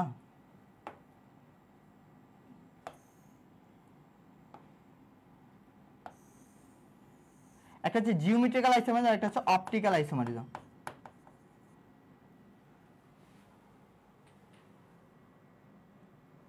তাইলে আমার প্রশ্ন চাইছি কি বলেন তো? সিস্টেন্স। তাইলে আমার সিস্টেন্স নিয়ে যদি আমি কথাবার্তা বলতে চাই, সিস্টেন্স হচ্ছে আমার জিওমেট্রিক্যাল আইসোমারিজমে পড়ছে, তাই না? তাহলে জিওমেট্রিক্যাল আইসোমারিজমের 1 নাম্বার শর্ত কি বলেন তো? আপনার মুক্ত আবর্তন বন্ধ হইতে হবে, মানে কার্বন কার্বন কি থাকতে হবে? ডাবল বন্ড থাকলে কি হয়? মুক্ত আবর্তন বন্ধ হয়ে যায়। এখন ডিটেইলস দেখানো লাগবে না, শুধু মনে রাখবেন কার্বন কার্বন ডাবল বন্ড অথবা সাইক্লিক কোনো কম্পাউন্ড থাকতে হবে। 2 নাম্বার শর্ত হচ্ছে, ধরেন এটা একটা কার্বন ডাবল বন্ড আরেকটা কার্বনের সাথে যুক্ত, এটার সাথে যে দুইটা কম্পাউন্ড যুক্ত থাকবে, ধরেন এ এবং বি, এটার সাথে যে দুইটা থাকবে এ এবং বি, এই দুইটা এ বি কখনো কি হওয়া যাবে না? সেম হওয়া যাবে না। এটা একটা ক্রাইটেরিয়া। 3 নাম্বার ক্রাইটেরিয়া কি বলেন তো? 3 নাম্বার ক্রাইটেরিয়া হচ্ছে, ধরেন এই কার্বন ডাবল বন্ড আরেকটা কার্বনের সাথে যুক্ত আছে, তাইলে এ এটার সাথে বি যুক্ত থাকতে পারে, এটার সাথে বি এবং সি যুক্ত থাকতে পারে, তবে শর্ত কি? এ নট ইকুয়াল বি এবং বি নট ইকুয়াল সি, এটা থাকতে হবে। 4 নাম্বার আরেকটা মনে রাখবেন, যদি চারটাই ভিন্ন ভিন্ন থাকে, চারটাই ভিন্ন ভিন্ন থাকে, ধরেন এ বি সি ডি চারটাই ভিন্ন ভিন্ন থাকে, তাহলে এ কখনো বি এর সমান হওয়া যাবে না, বি কখনো সি কখনো ডি এর সমান হওয়া যাবে না। এই চারটা শর্ত আপনাদের মনে রাখতে পারলে জ্যামিতিক সমানতা আপনাদের ক্লিয়ার হয়ে যাবে। বুঝতে পারলেন? জ্যামিতিক সমানতা আপনাদের ক্লিয়ার হয়ে যাবে। তাহলে দেখেন, আমরা যদি দেখাইতে চাই, এই ধরেন কার্বন ডাবল বন্ড কার্বন আছে, তাহলে এখানে একটা এইচ, এখানে আমি ধরেন CH3 দিলাম, এখানে আমি HCH3 দিলাম। তাহলে লক্ষ্য করেন, এটা যদি এ হয়, এটা যদি আমার বি হয়, তাহলে এটা এটা বি, তাহলে এ আর বি কি সেম? এ বি সেম না, তাহলে এটা কি জ্যামিতিক সমানতা আমাদের প্রদর্শন করবে। ধরেন এ বি এরকম দিলাম, এইচ এটা দিলাম CH3, এটা দিলাম ধরেন CH3, এটা দিলাম আমি ফ্লুরিন, তাহলে এটা কি জ্যামিতিক সমানতা প্রদর্শন করবে? করবে তো। এটা এ এটা বি, তাহলে এ নট ইকুয়াল বি, এটা বি এটা সি, তাহলে c b not equal c, এটাও জ্যামিতিক সমানতা শো করবে। আমি যদি আরেকটা দেখাইতে চাই, carbon carbon double bond A B C D যদি দেখাইতে চাই, তাহলে এ কখনো বি এর সমান না, আবার বি কখনো সি কখনো ডি এর সমান না। এরকম একটা এক্সাম্পল দিই। 4 নাম্বারটা নিয়ে একটু কথা বলি। হ্যাঁ, 4 নাম্বারটা নিয়ে একটু কথা বলি। ধরেন কার্বন কার্বন ডাবল বন্ড আছে,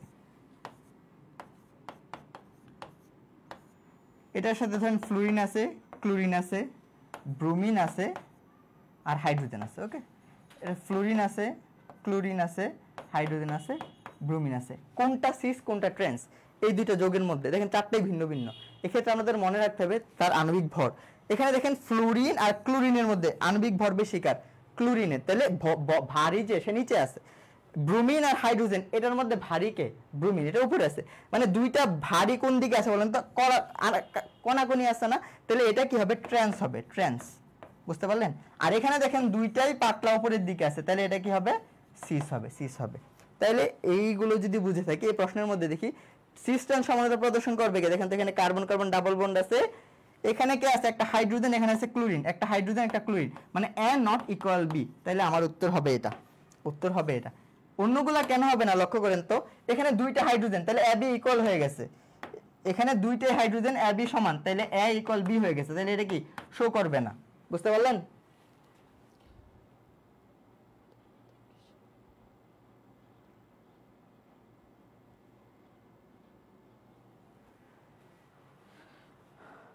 ও আচ্ছা, ওইটা কি বললো?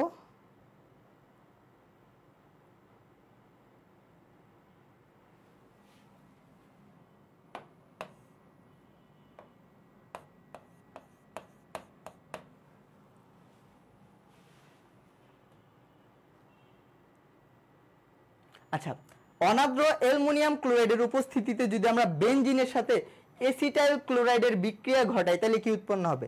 এসিটাইল ক্লোরাইডের বিক্রিয়া। এই তোমরা কি হচ্ছে এটা একটু ঝটপট করো।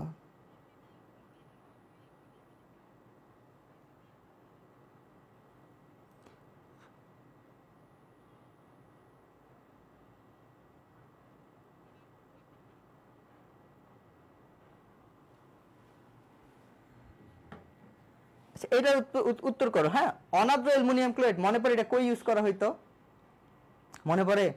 এটা হচ্ছে আমাদের অ্যাসাইলেশন পড়ছি না, ফিডেল ক্রাফট অ্যালকাইলেশন অ্যাসাইলেশন, ওইখানে অনাদ্র অ্যালুমিনিয়াম ক্লোরাইড ব্যবহৃত হয়। তাহলে বেনজিনের সাথে কার বিক্রিয়া? এসিটাইল ক্লোরাইডের বিক্রিয়া। তাহলে কি উৎপন্ন হবে দেখো তো, এই হচ্ছে আমার বেনজিন, এই হচ্ছে আমার বেনজিন, এটার সাথে কার রিঅ্যাকশন হবে? Acetyl chloride CH3C double bond O Cl, এটার বিক্রিয়া কিসের প্রেজেন্সে বলেন তো? অনাদ্র অ্যালুমিনিয়াম ক্লোরাইড, অনাদ্র। তাহলে কি উৎপন্ন হইতো? মনে আছে Ac2 ফেনন তৈরি হইতো না? Ac2 phenone, C double bond O CH3, Ac2 phenone তৈরি হইতো। মনে পড়ে এটা? আমি কিন্তু মেকানিজম দেখাচ্ছি না, কিরকম হইতো। প্রথমে হচ্ছে ACCH3 C double bond O Cl, এটার সাথে কার রিঅ্যাকশন হইতো? অ্যালুমিনিয়াম ক্লোরাইডের। তাইলে এখান থেকে কি ফর্ম হইতো? AlCl4 মাইনাস প্লাস হচ্ছে কার্বোক্যাটায়ন তৈরি হইতো, CH3C ডবল বন্ড ও এই কার্বোক্যাটায়ন। এই কার্বোক্যাটায়ন কোথায় অ্যাটাক করতো? বেনজিন রিং এর মধ্যে অ্যাটাক করতো। এই হচ্ছে আমার বেনজিন, এই বেনজিন রিং এ আমার কার্বোক্যাটায়ন অ্যাটাক করতো। অ্যাটাক করলে কি ফর্ম হইতো বলেন তো? এই যে এটা হচ্ছে এখানে অ্যাটাক করবে, একটা সিগমা কমপ্লেক্স তৈরি হবে। কি সিগমা কমপ্লেক্স? এগুলা এই ইয়াতে ছিল রিটেন পার্টে, সো এগুলো এখন দেখানো লাগবে না। পরে সিগমা কমপ্লেক্স থেকে প্রোটন বের হয়ে যাবে, এসিটোফেনন তৈরি হবে না, কি তৈরি হবে? এসিটোফেনন তৈরি হবে। বুঝতে পারলেন? মজার মজার জায়গায় ভালো লাগে, সব জায়গায় না। তোমরা কথা বলবে না, ক্লাস করো, হ্যাঁ, ঝগড়া করিও না। আশা করি এটা বুঝতে পারছো। এটার উত্তর কি দিতে পারছো? সবাই চুপ, কি বলতেছে এগুলা? খ এসিটোফেনন, এসিটোফেন, এই বিক্রিয়া কিন্তু তোমাদের দেখাইতে হবে না, এগুলো কত 9 তোমরা এইচএসসি তে পড়ে আসছো, তাই না? এসিটোফেনন কিভাবে তৈরি হয়? প্রথম হচ্ছে এটা হচ্ছে ফিডেল ক্রাফট অ্যাসাইলেশন বিক্রিয়া। তাহলে তোমাদের কাজ কি হবে? ফিডেল ক্রাফট অ্যালকাইলেশন, তারপর হচ্ছে নাইট্রেশন, সালফোনেশন, এই জিনিসগুলো তোমাদের ভালো করে পড়ে ফেলা। কেমন? চলো পরবর্তীতে যাই। বেনজিন বলয় সক্রিয়কারীমূলক কোনটা? এটা একটা হট টপিক, হট প্রশ্ন, একদম হট। এইখান থেকে প্রশ্ন আসবেই। একটা হচ্ছে বেনজিন বলয় সক্রিয়কারী গ্রুপ, একটা হচ্ছে বেনজিন বলয় নিষ্ক্রিয়কারী গ্রুপ। বেনজিন বলয় সক্রিয়কারী গ্রুপ কারা হয় বলতো? যারা হচ্ছে বেনজিন রিং এর মধ্যে ইলেকট্রন দেয়, আর যারা হচ্ছে বেনজিন রিং থেকে ইলেকট্রন উইথড্র করে নিয়ে যায় তারা হচ্ছে নিষ্ক্রিয়কারী গ্রুপ। এটা মনে রাখার সহজ একটা ট্রিক্স কি, যদি ডাবল বন্ড থাকে, কি বললাম, সাধারণত ইন জেনারেল যদি ডাবল বন্ড থাকে তারা হচ্ছে নিষ্ক্রিয়কারী গ্রুপ হয়, নিষ্ক্রিয়কারী গ্রুপ হয়। আর যদি সবগুলো সিঙ্গেল বন্ড হয় তারা কি হয়? নরমালি সক্রিয়কারী গ্রুপ হয়, সক্রিয়কারী গ্রুপ। আর সক্রিয়কারী গ্রুপকে কি বলা হয় বলতো? অর্থ প্যারা ইন্ডিকেটর বলা হয়, অর্থ এবং প্যারা ইন্ডিকেটর বলা হয়। আর যারা নিষ্ক্রিয়কারী গ্রুপ তাদেরকে হচ্ছে মেটা ইন্ডিকেটর বলা হয়, মেটা ইন্ডিকেটর বলা হয়। বুঝা গেল? আরেকটা যৌগের অর্থ কোনটা প্যারা কোনটা সেটা কিভাবে বুঝবো? ধর এটা একটা বেনজিন, আমি যদি এই কার্বনের রেসপেক্টে কথা বলি, এটাকে আমি 1 নাম্বার কার্বন ধরি, তাহলে এটার রেসপেক্টে এই দুইটাকে বলা হবে অর্থ, অর্থ, আর দূরেরটাকে বলা হবে কি প্যারা, প্যারা, আর এই দুইটাকে বলা হবে মেটা, এই দুইটাকে বলা হবে মেটা পজিশন। এগুলো আমরা জানি। বেনজিনের মধ্যে সাবস্টিটিউট বা প্রতিস্থাপকের উপর ভিত্তি করে অর্থপ্যারা ইন্ডিকেটর ডিটারমাইন করা। ধরো টলুইন যদি আমি আঁকাইতে চাই, ধরো এটা একটা টলুইন CH3 টলুইন, এই টলুইনের প্রেক্ষাপটে বা সাপেক্ষে এই দুইটা কি অর্থ, অর্থ, এটা কি মেটা, আর দূরেরটা কি এই যে এটা হচ্ছে প্যারা। বুঝতে পারলাম? তাহলে অর্থপ্যারা ইন্ডিকেটর জানতে হবে। তাহলে বলয় সক্রিয়কারী কারা? বলয় সক্রিয়কারী দেখো এটা স্ট্রাকচার কি, কার্বন ডাবল বন্ড ও H, মানে ডাবল বন্ড আছে, ডাবল বন্ড আছে, তাহলে এটা কি, এটা নিষ্ক্রিয়কারী গ্রুপ। নাইট্রোজেন ডাইঅক্সাইড যদি দেখতে চাই, নাইট্রোজেন ডাইঅক্সাইড কিভাবে, এই যে এরকম এরকম, তাহলে এটাও কি ডাবল বন্ড আছে, এটাও বাদ। এমিন সব সিঙ্গেল বন্ড, বুঝতে পারছো? আর এটা যদি লিখতে চাই এটাও ডাবল বন্ড আছে, SO3H সালফোনিক অ্যাসিডে, এটাও ডাবল বন্ড আছে। তাহলে উত্তর কি হবে? উত্তর হবে আমার সি, উত্তর হবে আমার সি। সোজা কথা মনে রাখবা, যদি সিঙ্গেল বন্ড থাকে তারা হয় হচ্ছে, ভাইয়া ক্লাস স্লাইড দিবেন, হ্যাঁ ক্লাস যারা যারা শেয়ার দিছো তাদেরকে হচ্ছে স্লাইড দিয়ে দেওয়া হবে। ওয়ালাইকুম আসসালাম। যারা যারা ক্লাস শেয়ার দিবা তাদেরকে স্লাইড দিয়ে দেওয়া হবে। তাহলে এটুকু আশা করি বুঝতে পারছো। তাহলে বলয় সক্রিয়কারী কারা হবে? সিঙ্গেল বন্ডন থাকতে হবে। পরবর্তী ক্লাসে ইয়াতে যাই, প্রশ্নে যাই। দেখো, নিম্নের কোন যৌগটি জ্যামিতিক সমানতা প্রদর্শন করবে? আরেকটা প্রশ্ন আসছে জ্যামিতিক সমানতা, এটা পারতে হবে। এটা নিয়ে যদি কথা বলি এটা তো দিবেই না, এটা কি 3 ডিগ্রি এমিন দেয়া আছে, এটা বাদ। তাহলে এখানে কার্বন কার্বন ডাবল বন্ড আছে, এখানে দুইটা হাইড্রোজেন, তাহলে দুইটা হাইড্রোজেন থাকলে কি হয়ে গেল, A ইকুয়াল B হয়ে গেল, তাহলে এটা দিবে না, আমার দিবে না। এটা দেখো এই নাইট্রোজেনের সাথে একটা হাইড্রোজেন আছে, আর এই তিনটা আছে, দুইটা আছে কি মিথাইল গ্রুপ, এটাও দিবে না। তুমি যদি এটা লক্ষ্য করো, এই যে একটা কার্বন ডাবল বন্ড আর একটা কার্বন আছে, তাহলে এই কার্বনের একটা আছে H, একটা আছে CH3, H একটা আছে কি CH3, তো এই কার্বনের একটা আছে CH3, একটা আছে H, CH3, তাহলে এটা যদি A ধরো, এটা যদি B ধরো, তাহলে A নট ইকুয়াল B, তাহলে জ্যামিতিক সমানতা শো করবে এটা, জ্যামিতিক সমানতা শো করবে হচ্ছে আমার গ। বুঝতে পারলা? এটার আনসার হবে ডি, এটার আনসার হবে আমাদের ডি। আশা করি তোমরা এটা বুঝতে পেরেছো। চলো পরবর্তীতে যাই। CH3, এটা একটা বড় একটা যৌগ দেয়া আছে, এটা নামকরণ জানতে চাইছে। তাহলে টপিক কি? কার্বোক্যাটায়ন গেল তোমাদের, তার আচ্ছা কি কি গেল দেখো একটু লক্ষ্য করো। কার্বোক্যাটায়ন গেল, সমানতা গেল, তারপর হচ্ছে বিক্রিয়া গেল, ফ্রিডেলক্রাফ অ্যালকাইলেশন গেল, অ্যাসাইলেশন গেল। এখন নামকরণ থেকে একটা প্রশ্ন আনছি, তাহলে নামকরণ থেকে তোমাদের প্রশ্ন হইতে পারে। তাহলে এটা নামকরণ কি হবে? এটা স্ট্রাকচারটা একটু আঁকাই নিই আমি, হ্যাঁ সবসময় তোমরা স্ট্রাকচার আঁকাই নিবা নামকরণের ক্ষেত্রে। CH3 CH, দেখো যখনই ব্রেকেট থাকবে মানে কি তার সাথে শাখা শিকল, C2H5 মানে কি বলতো, CH2 CH3, C2H5 কে ভাঙাই লিখলাম। পরে এখানে কি আছে বলতো, CH2 আছে, এখানে আছে কি CH, এটার সাথে আছে Br, পরে CH আছে, এটার সাথে আছে Cl ক্লোরিন আছে, তারপরে আছে হচ্ছে CH3, এইটা হচ্ছে আমার যৌগ। তাহলে প্রথম ক্রাইটেরিয়া কি, আমার দীর্ঘ শিকল গুনতে হবে। কোন দিক থেকে গুনতে হবে? যে দিক থেকে গুনলে আমার ফাংশনাল গ্রুপ আগে আসবে। তুমি যে দিক থেকে গুনো 1 2 3 4 5 6 7, 6টা হচ্ছে 1 2 3 4 5 6 7, তাহলে আমার এইভাবে গুনতে হবে। তাহলে 1 নাম্বার কার্বন হবে এটা, 2 নাম্বার হবে এটা, 3 নাম্বার হবে এটা, 4 এটা, 5 এটা, 6 এটা, 7 এটা। বুঝতে পারলে? এই 7টা কার্বনের। তাহলে নামটা কি হবে? এটার মূল হবে হ্যাপটেন আকারের কিছু একটা হবে, হ্যাপ্ট হবে, তাই তো? এখন দেখো এটা 2 নম্বরে যুক্ত আছে ক্লোরিন, 3 নম্বরে যুক্ত আছে ব্রোমিন যুক্ত আছে। এখন ব্রোমিন আগে আসবে না ক্লোরিন আগে আসবে? অ্যালফাবেটিক্যালি অর্ডারে আসবে। তাহলে ব্রোমিন লিখতে লাগে বি, ক্লোরিন লিখতে লাগে সি, তাহলে ব্রোমিন অবশ্যই আগে আসবে। তাহলে নামটা কি হবে? 3 ব্রোমো 2 ক্লোরো 5 মিথাইল হ্যাপটেন। দেখো উত্তর কি হবে? 3 ক্লোরো 2 ব্রোমো 5,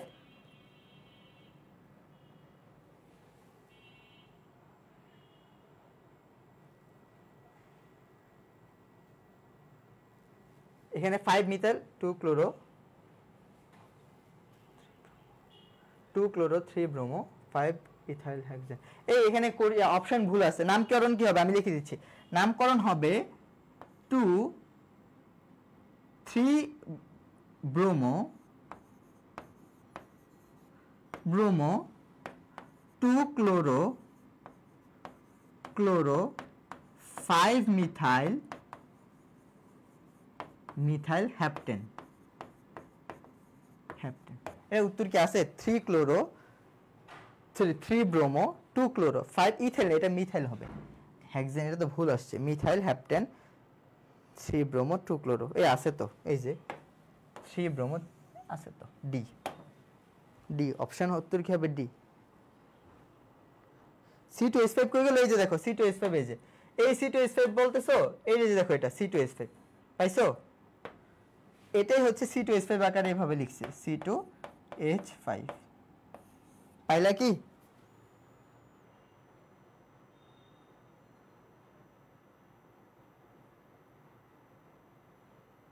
এটুকু কি পেয়েছেন? C2H5 আশা করি এখন পাইছেন।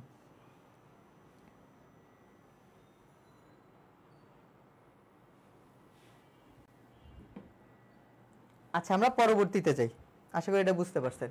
নিম্নোক্ত কোনটি দ্বারা ফেনল থেকে পিক্রিক অ্যাসিড তৈরি করা হয়? ফেনল থেকে পিক্রিক অ্যাসিড, বুঝতে পারছেন প্রশ্নটা কিরকম হইতে পারে? ফেনল থেকে পিক্রিক অ্যাসিড কেমনে তৈরি করে?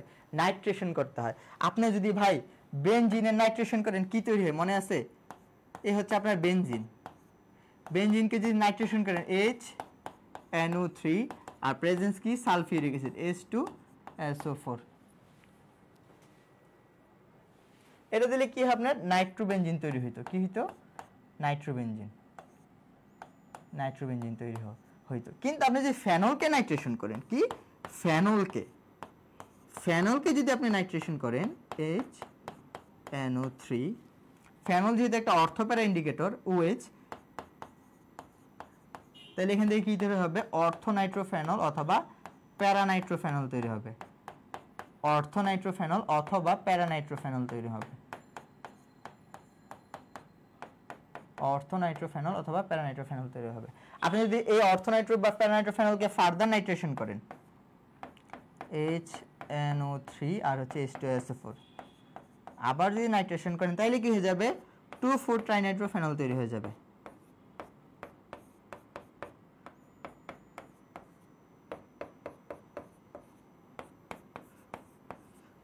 ট্রাইনাইট্রোফেনল, এটাকে বলা হয় পিক্রিক অ্যাসিড, এটাকে কি বলা হয়?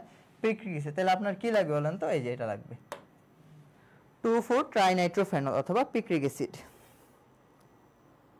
আমার স্যারের পেইড ব্যাচের স্টুডেন্ট, আমাদের পিডিএফ আমাদের ওয়েবসাইটে দিয়ে দেওয়া হয়। আচ্ছা এই ক্লাস যারা হচ্ছে শেয়ার দিচ্ছে তাদেরকে আমরা এই পিডিএফটা দিয়ে দিব, আর পেইড ব্যাচে যারা আছে তারা তো অবশ্যই পাবা, বুঝতে পারছো? এই তোমরা এই পিডিএফ পাওয়া নিয়ে বকবক না করে ক্লাস করো তো, এটা বুঝছো কিনা বলো? পরীক্ষা আসলে তো হা করে আনসার করবে এটা এটা, বুঝো ভাই। পিডিএফ তো পাওয়া যাবে, পিডিএফ বললাম দিয়ে দিব তো দিয়ে দিব। তাহলে এই প্রশ্নটা গেল। পরবর্তীতে আসো, নিচের কোনটি ইলেকট্রোফাইল? ইলেকট্রোফাইল নিউক্লিওফাইল থেকে প্রশ্ন আসবেই, এটা হট টপিক। ইলেকট্রোফাইল এবং নিউক্লিওফাইল থেকে যারা হচ্ছে ক্লাস শেয়ার দিছো পেজে নক করিও, তোমাদেরকে পিডিএফ দিয়ে দেওয়া হবে। এই ইলেকট্রোফাইল আর নিউক্লিওফাইল থেকে তোমাদের প্রশ্ন আসবে। ইলেকট্রোফাইল মানে কি? ইলেকট্রন লাভার, ইলেকট্রন লাভার, ইলেকট্রন লাভার মানে কি? ইলেকট্রনের প্রতি যার আকর্ষণ আছে। কার?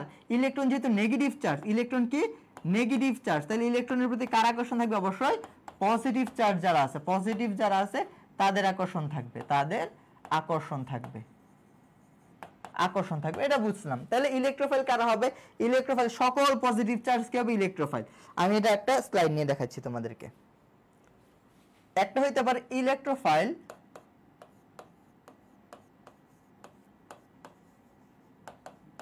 আর একটা হইতে পারে নিউক্লিওফাইল, নিউক্লিওফাইল।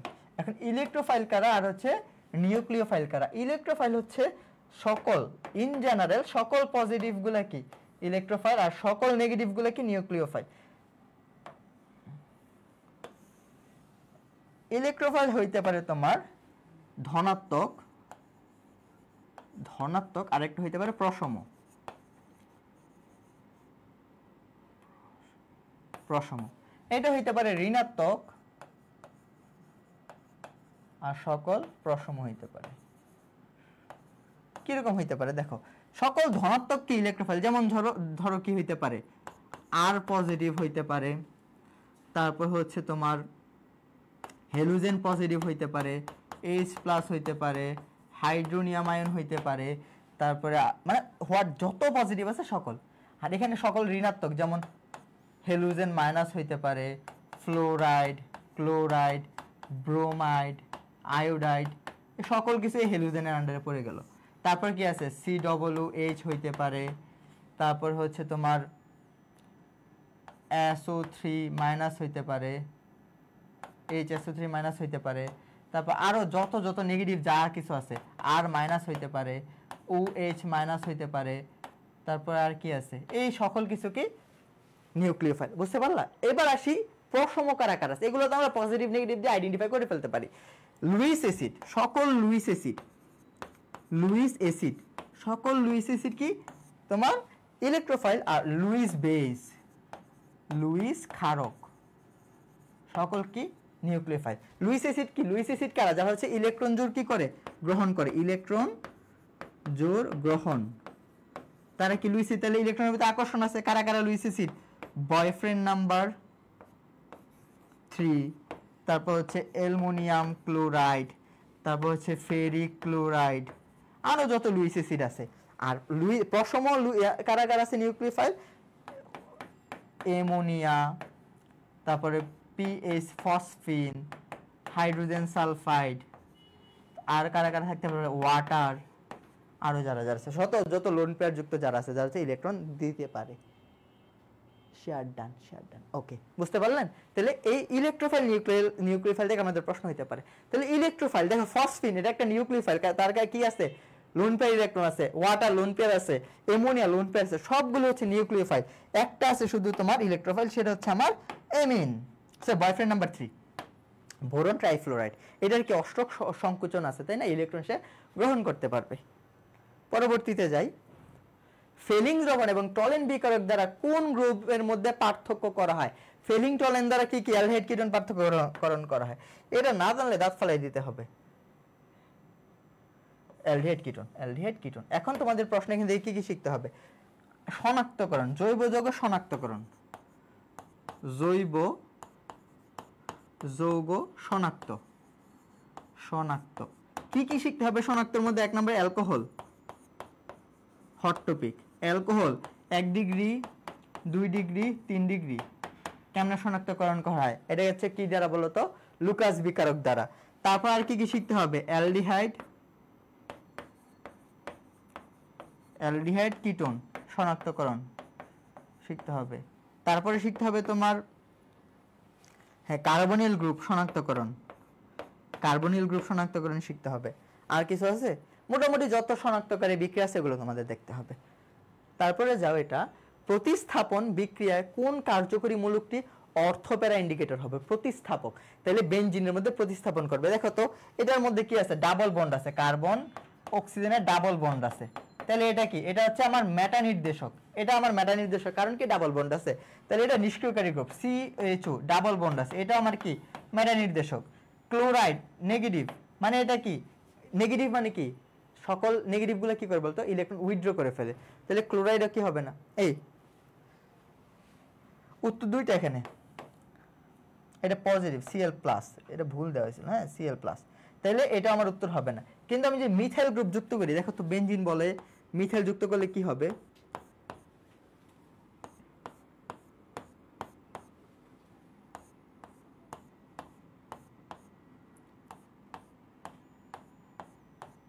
চারটা আরেকটা এক লাইনে লিখতে হয়, হ্যাঁ এই 5টা জিনিস এক লাইনে লিখতে হয়। ধর এটা হচ্ছে আমার বেনজিন, এখানে মিথাইল গ্রুপ যুক্ত আছে, মানে কি এটা বলো তো টলুইন হয়ে গেল। তখন কি করে, এই বন্ডের ইলেকট্রন কার দিকে সরে আসে এখানে, তাহলে এখানে 5টা হয়ে যায়, এই বন্ড কই যাবে কর্নারে, মানে সোজা কথা বন্ড যাবে কর্নারে, কর্নার আসবে বন্ডে, এটা হচ্ছে রেজোনেন্স বলা হয়। এখানে ডাবল বন্ড হয়ে গেল, CH3 পজিটিভ হয়ে গেল। তাহলে এখানে বন্ড ইলেকট্রন এখানে চলে আসলো, আর এখানে একটা বন্ড ছিল, এখানে একটা বন্ড ছিল, তাহলে কর্নার যাবে বন্ডে, বন্ড আসবে কর্নার, এখানে কিন্তু ডাবল এরো সাইন দিতে হয়, হ্যাঁ ডাবল এরো সাইন দিতে হয়।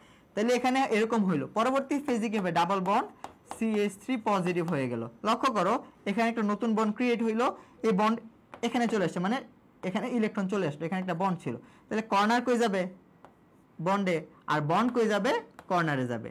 তাহলে পরবর্তী স্টেপটা কি হবে, ডাবল বন্ড CH3 পজিটিভ, এখানে একটা বন্ড নতুন হয়েছে, এখানে একটা নতুন বন্ধন হয়েছে, এখানে ইলেকট্রন চলে আসছে, তাহলে কর্নার আসবে বন্ডে, এই বন্ড আবার আগেরটা আগের কাছে দিয়ে দিবে, আলটিমেটলি এখানে এরকম আবার আগের মতো হয়ে গেছে, খালি বন্ডগুলো একবার চেঞ্জ হয়েছে, একটা রোটেশন হয়েছে। তাহলে এটা যদি 1 নাম্বার হয়, এটা হচ্ছে 2 নাম্বার, এটা হচ্ছে 3 নাম্বার, এটা হচ্ছে আমার 4 নাম্বার, আর এটা হচ্ছে আমার 5 নাম্বার। বলো তো 2 3 আর 4, 2 3 আর 4 এর মধ্যে কি হয়েছে, এই যে অর্থ পজিশন না, এটা অর্থ পজিশন, এটা হচ্ছে প্যারা পজিশন, এটা হচ্ছে আবার অর্থ পজিশন। তাহলে ইলেকট্রন ডেনসিটি বাড়াইছে, যখন অন্য একটা প্রতিস্থাপকের সাথে এটা যাবে তখন কি অর্থ এবং প্যারা পজিশনে নেগেটিভ চার্জ বাড়াইছে, একটা ইলেকট্রোফাইল এখানে অ্যাটাক করতে পারবে। বুঝতে পারলা? তাহলে অর্থ এবং প্যারা ইন্ডিকেটর নির্দেশ করে কারা? অর্থ এবং প্যারা নির্দেশ করেছে বেনজিন বলে সক্রিয়কারী গ্রুপ যে আছে। সবাই এটার আনসার কি বুঝতে পারছো? আমি কিন্তু একদম ডিটেইলস দেখাইছি ভাই, এখন এই ডিটেইলস দেখানোর সময় না, তাও একটু রিকল বা মনে করাই দিচ্ছি, কেমন? আশা করি এটা ক্লিয়ার। চলো পরবর্তীতে যাই। নিচের কোনটি কেনিজেরো বিক্রিয়া? চারটা বিক্রিয়া দেয়া আছে, কোনটা কেনিজেরো? কেনিজেরো বিক্রিয়া মনে আছে? কেনিজেরো বিক্রিয়া কি? যে কেনিজেরো বিক্রিয়া একটা অসামঞ্জস্য বিক্রিয়া। কেনিজেরো বিক্রিয়া কি একটা অসামঞ্জস্য বিক্রিয়া? আমি একটু রিকল করাই। কেনিজারো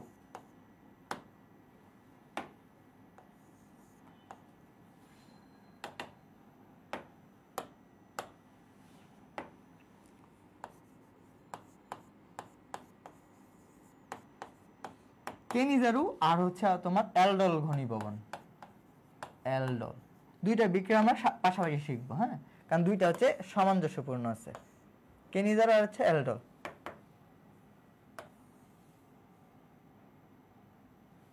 আচ্ছা, কেনিজারু বিক্রিয়ার শর্ত কি? এক নম্বর আলফা হাইড্রোজেন থাকা যাবে না। কি? আলফা হাইড্রোজেন থাকা যাবে না, থাকা যাবে না। দুই নাম্বার শর্ত কি বলতো? এটার যেহেতু অসামঞ্জস্য বিক্রিয়া, একবার জারণ ঘটবে একবার বিজারণ ঘটবে, লঘু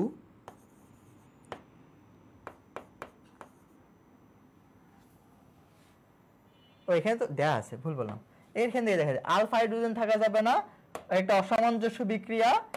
আর তাহলে গাঢ় ক্ষার দ্রবণের প্রেজেন্সে বিক্রিয়াটা ঘটবে। কিসের প্রেজেন্সে? গাঢ় ক্ষার দ্রবণ। ক্ষার দ্রবণটা কি লাগবে? গাঢ়। সোডিয়াম হাইড্রোক্সাইড অথবা পটাশিয়াম হাইড্রোক্সাইড কি লাগবে? গাঢ় লাগবে, গাঢ় লাগবে। বুঝতে পারলা? এই হচ্ছে কন্ডিশন। এখন কেনিজারো বিক্রিয়া দিবে কারা? আলফা হাইড্রোজেন থাকা যাবে না। আলফা হাইড্রোজেন কি? ফাংশনাল গ্রুপ, যেই কার্বনের সাথে যুক্ত থাকবে ওই কার্বনের সাথে সরাসরি কার্বনকে বলা আলফা কার্বন। তাহলে ধরো CH2, এটা একটা ফাংশনাল গ্রুপ, এটা যে কার্বনের সাথে যুক্ত, এখানে ধর আমি H দিয়ে দিই, এটা তো কোনো কার্বনের সাথে যুক্ত না। তাহলে ফর্মালডিহাইড কি? একটা আলফা হাইড্রোজেন বিহীন যৌগ, এটা কি কেনিজারো বিক্রিয়া দিবে। তারপর বেনজালডিহাইডও এরকম কেনিজারো বিক্রিয়া দিবে। আমি যদি তোমাকে দেখাই, এ হচ্ছে বেনজিন, এই CH2 বেনজালডিহাইড, এটাও কি কেনিজারো বিক্রিয়া দিবে। আর অ্যালডোল বিক্রিয়া কারা দিবে? অ্যালডোল বিক্রিয়া দিবে হচ্ছে আলফা হাইড্রোজেন থাকা লাগবে, থাকা লাগবে, খুবই গুরুত্বপূর্ণ টপিক কিন্তু। তারপর হচ্ছে লঘু ক্ষার দ্রবণ লাগবে, লঘু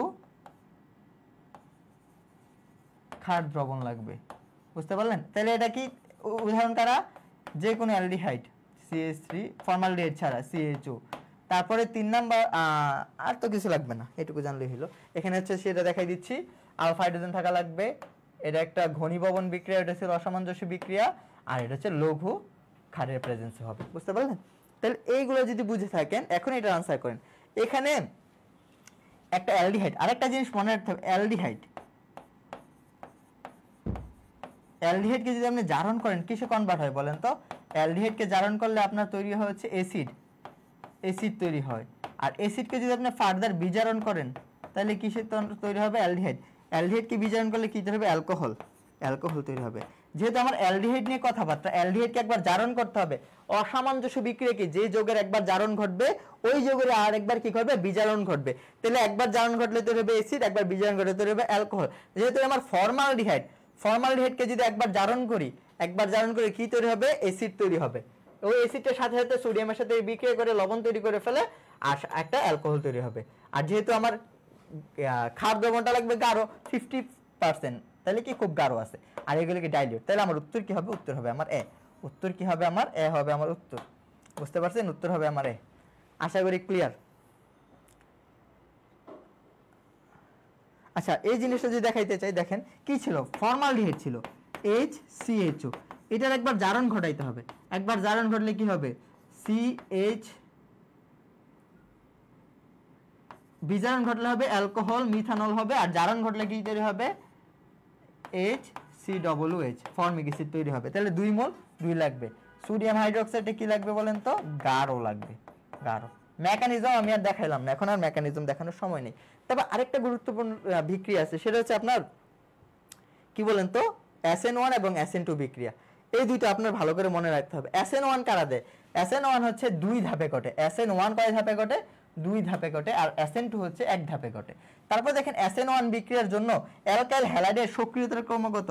3 ডিগ্রি, 2 ডিগ্রি, 1 ডিগ্রি। আর SN2 এর জন্য হচ্ছে 1 ডিগ্রি, 2 ডিগ্রি, 3 ডিগ্রি। এই জিনিসটাই বারবার পরীক্ষা আসে। সক্রিয়তা, অ্যালকাইল হ্যালাইডের সক্রিয়তা কত? 3 2 1, আর এটা হচ্ছে 1 2 3। বুঝতে পারলেন? তারপর হচ্ছে দেখেন এটা শুধু একটা বিক্রিয়কের ঘনমাত্রার উপর ডিপেন্ড করে, সেটা হচ্ছে অ্যালকাইল হ্যালাইড। এটা হচ্ছে দুইটা বিক্রিয়কের ঘনমাত্রার উপর ডিপেন্ড করে। আমি মেকানিজম এখন আর যাচ্ছি না। কি লিখছে এটা?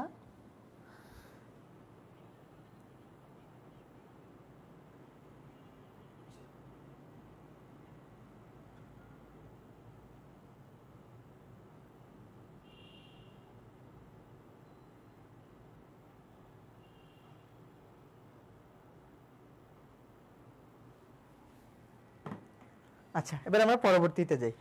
এগুলো পারবেন। নিচের কোনটি হচ্ছে এরোমেটিক যৌগ নয়? কোশ্চেনটা বুঝছেন? কোনটি এরোমেটিক যৌগ নয় জানতে চাইছে। তাহলে এরোমেটিসিটি থেকে প্রশ্ন আসে। এরোমেটিসিটিকে 4n+2 সংখ্যক পাই ইলেকট্রন থাকতে হবে। বেনজিন ওইটা কি হতে? চাকরিক হইতে হবে, সমতুল্য হইতে হবে। এগুলো হচ্ছে ক্রাইটেরিয়া। তাহলে আমি যদি একটা একটা করে লক্ষ্য করি, এটা কি পিরিডিন। পিরিডিনের মধ্যে এখন তো 4n+2 সংখ্যক পাই ইলেকট্রন আছে কিনা?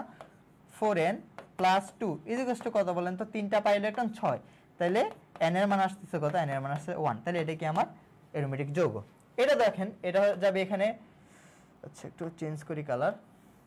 এখানে রেজোনেন্স হবে। এই ইলেকট্রন এখানে আসবে, এটা এখানে যাবে, এটা আবার এখানে আসবে। রেজোনেন্স হয়েছে।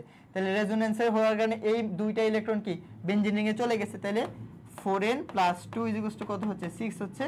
n এর মান 1 হচ্ছে। তাহলে এটাও কি এরোমেটিক কম্পাউন্ড। এটা হচ্ছে সাইক্লো কার্বন কয়টা? একটা, দুইটা, তিনটা। তাহলে 3 হলে কি হয়? প্রোপ হয়। তাহলে সাইক্লোপ্রোপিন ক্যাটায়ন। এটা কি সাইক্লোপ্রোপিন ক্যাটায়ন। তাহলে ক্যাটায়ন যেহেতু, এখানে দেখেন তো লক্ষ্য করেন পাই ইলেকট্রন কয়টা? দুইটা। তাহলে 4n+2 ইকুয়াল টু কত? 2। তাহলে 4n ইকুয়াল টু কত হচ্ছে? 0 হচ্ছে। তাহলে n এর মান আসতেছে 0। তাহলে এটাও কি এরোমেটিক কম্পাউন্ড। 4n+ n এর মান কি হইতে পারে? 0 1 2 3 এরকম হইতে পারে, খালি ভগ্নাংশ হওয়া যাবে না।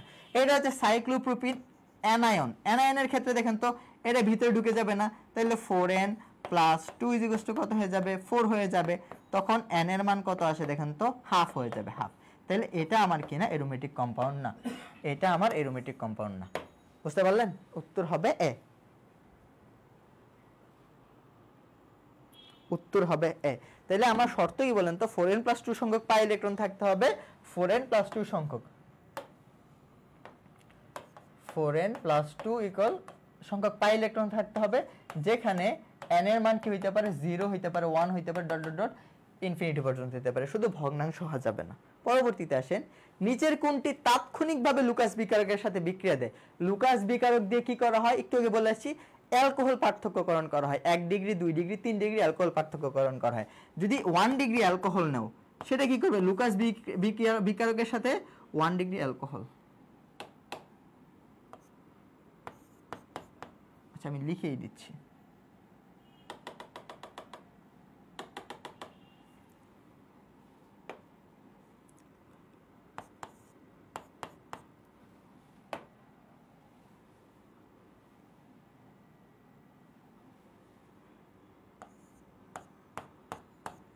যদি 1 ডিগ্রি অ্যালকোহল নাও, সেটা কি লুকাস বিকারকের সাথে খুবই দ্রুত। লুকাস বিকারক কি? জিঙ্ক ক্লোরাইড এবং HCl কি কনসেন্ট্রেটেড। এটা কি বিক্রিয়া দিবেই না, খুব স্লো, খুব স্লো। আর যদি তুমি 2 ডিগ্রি অ্যালকোহল নাও,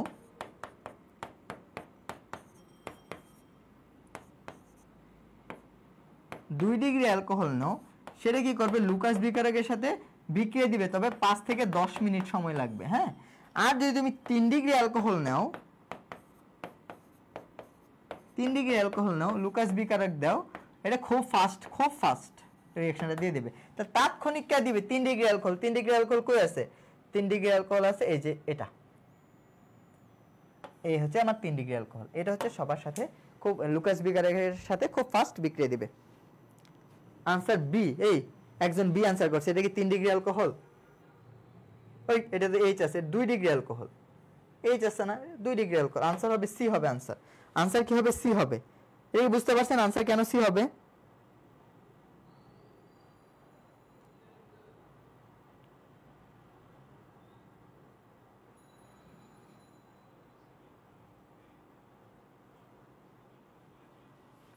আনসার কি হবে? সি হবে। এই তোমরা কি বুঝতেছো এটা কেন সি হবে? 3 ডিগ্রি অ্যালকোহল কি দিবে? লুকাস বিকারকের সাথে বিক্রিয়া দিবে। চলো তারপরে যাই। একটা কম্পাউন্ড দেয়া আছে পি। পি কি? পি জানতে চাইছে। দেখো এই প্রশ্নটা কি তোমরা দেখছো মনে হচ্ছে অ্যালকেনের বিক্রিয়ার মধ্যে পড়ছিল না?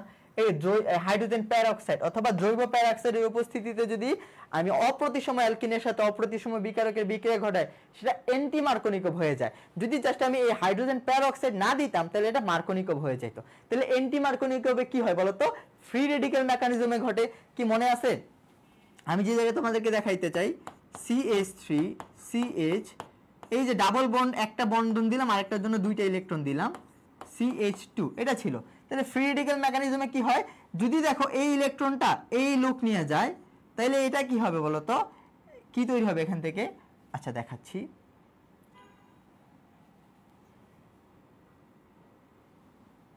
আচ্ছা এটা একদম ডিটেইলস দেখাই, একটু ধৈর্য ধরো। হাইড্রোজেন ব্রোমাইড এর একটা অপ্রতিসম বিকারক, এখানে কি মুক্ত সুষম বিভাজন হয়েছে, তাহলে ফ্রি রেডিক্যাল তৈরি হবে। হাইড্রোজেন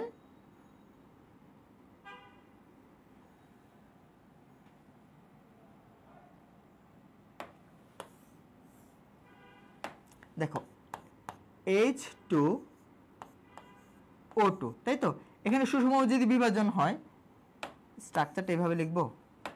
দেখো H2O2 এখানে যদি সুষম বিভাজন হয় কি তৈরি হবে বলো তো? OH ফ্রি রেডিক্যাল তৈরি হবে, দুইটা ফ্রি রেডিক্যাল তৈরি হলো। এই OH ফ্রি রেডিক্যাল কি করবে? এই অপ্রতিসম বিকারকের সাথে রিঅ্যাকশন করবে। অপ্রতিসম বিকারকের সাথে কি করবে? এই একটা ফ্রি রেডিক্যাল এখানে চলে আসবে, এখান থেকে কি তৈরি করবে বলো তো? ওয়াটার তৈরি করবে, আর হচ্ছে ব্রোমিন ফ্রি রেডিক্যাল তৈরি করবে। এইটুকু বুঝছো কি? পরে ব্রোমিন ফ্রি রেডিক্যাল কি করবে? এইটার মধ্যে অ্যাটাক করবে। এখন এটা লিখি CH3 CH সিঙ্গেল বন্ড, এখানে দুইটা রেডিক্যাল দিচ্ছি, মানে আরেকটা বন্ডের জন্য দুইটা ইলেকট্রন দিচ্ছি, তারপরে CH2।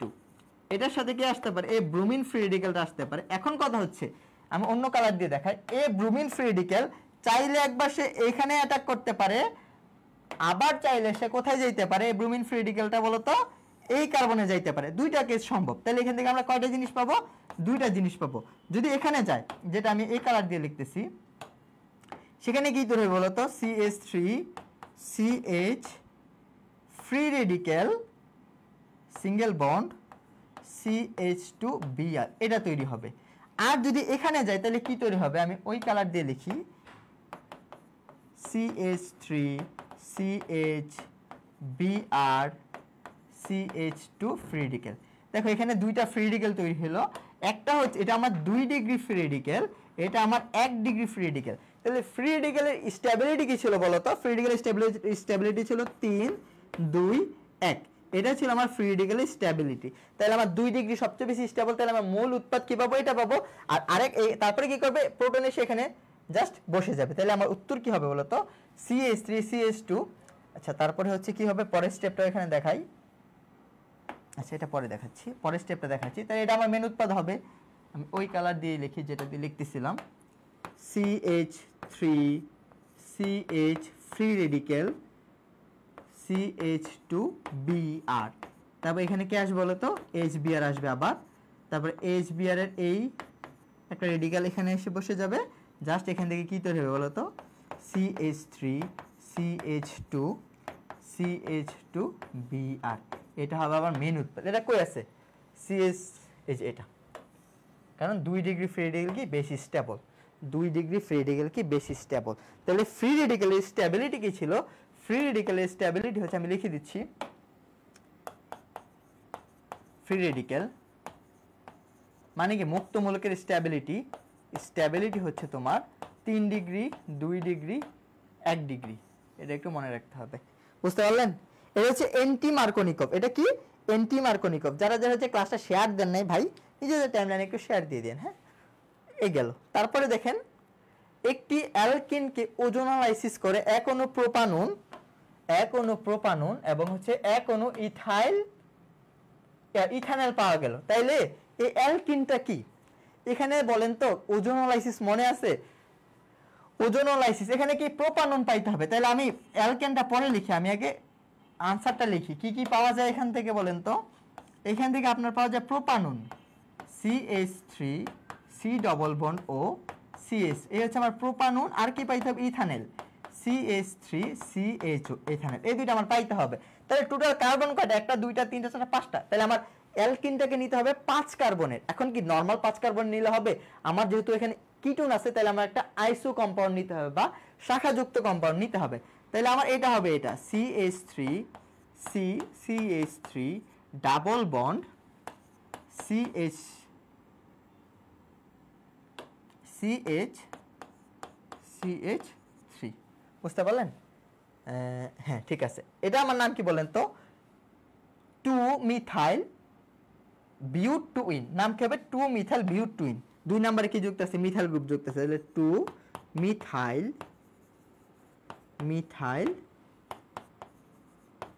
বিউটুইন, 2-মিথাইল বিউটুইন, এটা কই আছে দেখেন তো, 2-মিথাইল বিউটুইন, বুঝতে পারলেন? এটার আনসার হবে ডি, আনসার হবে ডি।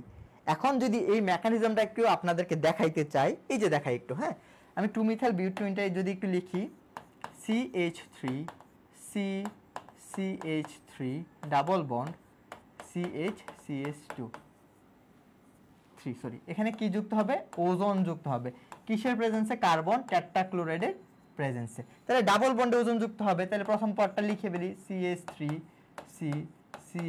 এটুকু থাক, তারপর এখানে কি ছিল, CH ছিল, CH2 ছিল, এখানে আমার ওজোন অ্যাড হবে, মানে 3টা অক্সিজেন অ্যাড হবে। তারপরে স্টেপে কি হয়, যে স্প্লিট হয়ে যাবে, এই যে এভাবে ভাঙবে আর হচ্ছে এভাবে ভাঙবে, কিসের প্রেজেন্সে বলেন তো, জিঙ্ক আর হচ্ছে ওয়াটার দিতে হবে, তাই তো। জিঙ্ক অক্সিজেনকে নিয়ে বের হয়ে জিঙ্ক অক্সাইড তৈরি করবে, আর এই পাশটাতে কি থাকতেছে বলেন তো, CH3CO থাকতেছে, তাহলে CH3 থাকতেছে, C ডাবল বন্ড O থাকতেছে, CH3 থাকতেছে প্রোপানন, আর এই পাশটাতে কি থাকতেছে, CH3, এটা 3 কিন্তু, CH3CHO মানে ইথানল থাকতেছে। তাহলে প্রশ্নটা আপনার বুঝতে হবে, এটা কি কিটোন চাইলে অবশ্যই আইসো নিতে হবে, যদি কিটোন না চাইতো আপনি নরমাল শিকলটা নিতেন, আশা করি এটা বুঝে গেল। পরবর্তীতে দেখেন 100 ml, আচ্ছা অর্গানিক থেকে যে টপিকগুলো পড়াইছি, অর্গানিক থেকে আপনাদের যে টপিকগুলো পড়াইছি ওই টপিকগুলো আপনারা ভালো করে পড়বেন, তাহলে অর্গানিক থেকে আপনাদের কোশ্চেনগুলো কমন পড়বে। কি কি পড়াইলাম বলেন তো, ফ্রি রেডিক্যাল, তারপর হচ্ছে আপনার ইলেকট্রোফাইল, নিউক্লিওফাইল, বেঞ্জিন বলয় সক্রিয়কারীমূলক, বেঞ্জিন বলয় নিষ্ক্রিয়কারীমূলক, তারপর বিভিন্ন নামীয় বিক্রিয়া, কেনিজেরো বিক্রিয়া, অ্যালডোল কনডেনসেশন বিক্রিয়া, তারপর হচ্ছে আপনার ক্লিমেনসন রিডাকশন বিক্রিয়া, যেটা হচ্ছে কার্বনিল গ্রুপ সরাসরি মিথিলিন মূলকে কনভার্ট হয়। তারপর আর কি শিখলাম বলেন তো, ফিডেলগ্রাফ অ্যালকাইলেশন, অ্যাসাইলেশন, তারপর হচ্ছে এরোমেটিসিটি, এই জিনিসগুলো আপনারা ভালো করে শিখবেন। হ্যাঁ আশা করি এটা বোঝা গেল। চলেন আমরা পরবর্তীতে যাই। এটাতে লক্ষ্য করেন 100 ml 0.2 মোলার সোডিয়াম কার্বনেটের জলীয় দ্রবণকে প্রশমিত করতে কত আয়তনের 0.4 মোলার সালফিউরিক অ্যাসিড লাগবে। এখন দেখেন এখানে সোডিয়াম কার্বনেট হচ্ছে দ্বিক্ষারীয় একটা যৌগ, এটা হচ্ছে এক অম্লীয় একটা যৌগ। তাহলে এখানে আমাদের সূত্র কি পড়ছি ছোটবেলায় বলেন তো, সূত্র ছোটবেলায় পড়ছি, জাস্ট এটা মনে রাখবেন, N1 সমান সমান N2 অথবা সামেশন অফ N1, আচ্ছা মেন সূত্রটাই লিখে দিই, জাস্ট এটা মনে রাখবেন, summation of N1E1 equal summation of N2E2, এটা হচ্ছে সূত্র। এটাকে একটু কনভার্ট করে লেখা যায় কি, S1 V1 E1 equal to S2 V2 E2। যদি এখানে S এর পরিমাণ আরো বেশি থাকে তাহলে আরো বেশি হইতে পারে, এরকম হইতে পারে। তাহলে এখানে আমার ধরেন আমি V1 কাকে ধরবো, এগুলোকে ধরে V1 কত 100 দেয়া আছে, তাহলে S1 কত বলেন তো, S1 দেয়া আছে 0.2। সোডিয়াম কার্বনেটের জন্য তুল্য সংখ্যা E এর মান কত, তুল্য সংখ্যা হচ্ছে 2। আর ওই পাশে আমি যদি 2 তে যাই, V2 কত দেয়া আছে, V2 দেয়া আছে বের করতে হবে, S2 কত দেয়া আছে, S2 দেয়া আছে 0.4, আর HCl এর জন্য E2 এর মান কত 1। তাহলে আমি যদি সূত্রতে বসাই, আমার V2 বের করতে হবে, V2 সমান সমান কি হবে বলুন তো, V2 সমান সমান হবে S1 V1 E1 divided by E2 S2, বুঝতে পারলেন?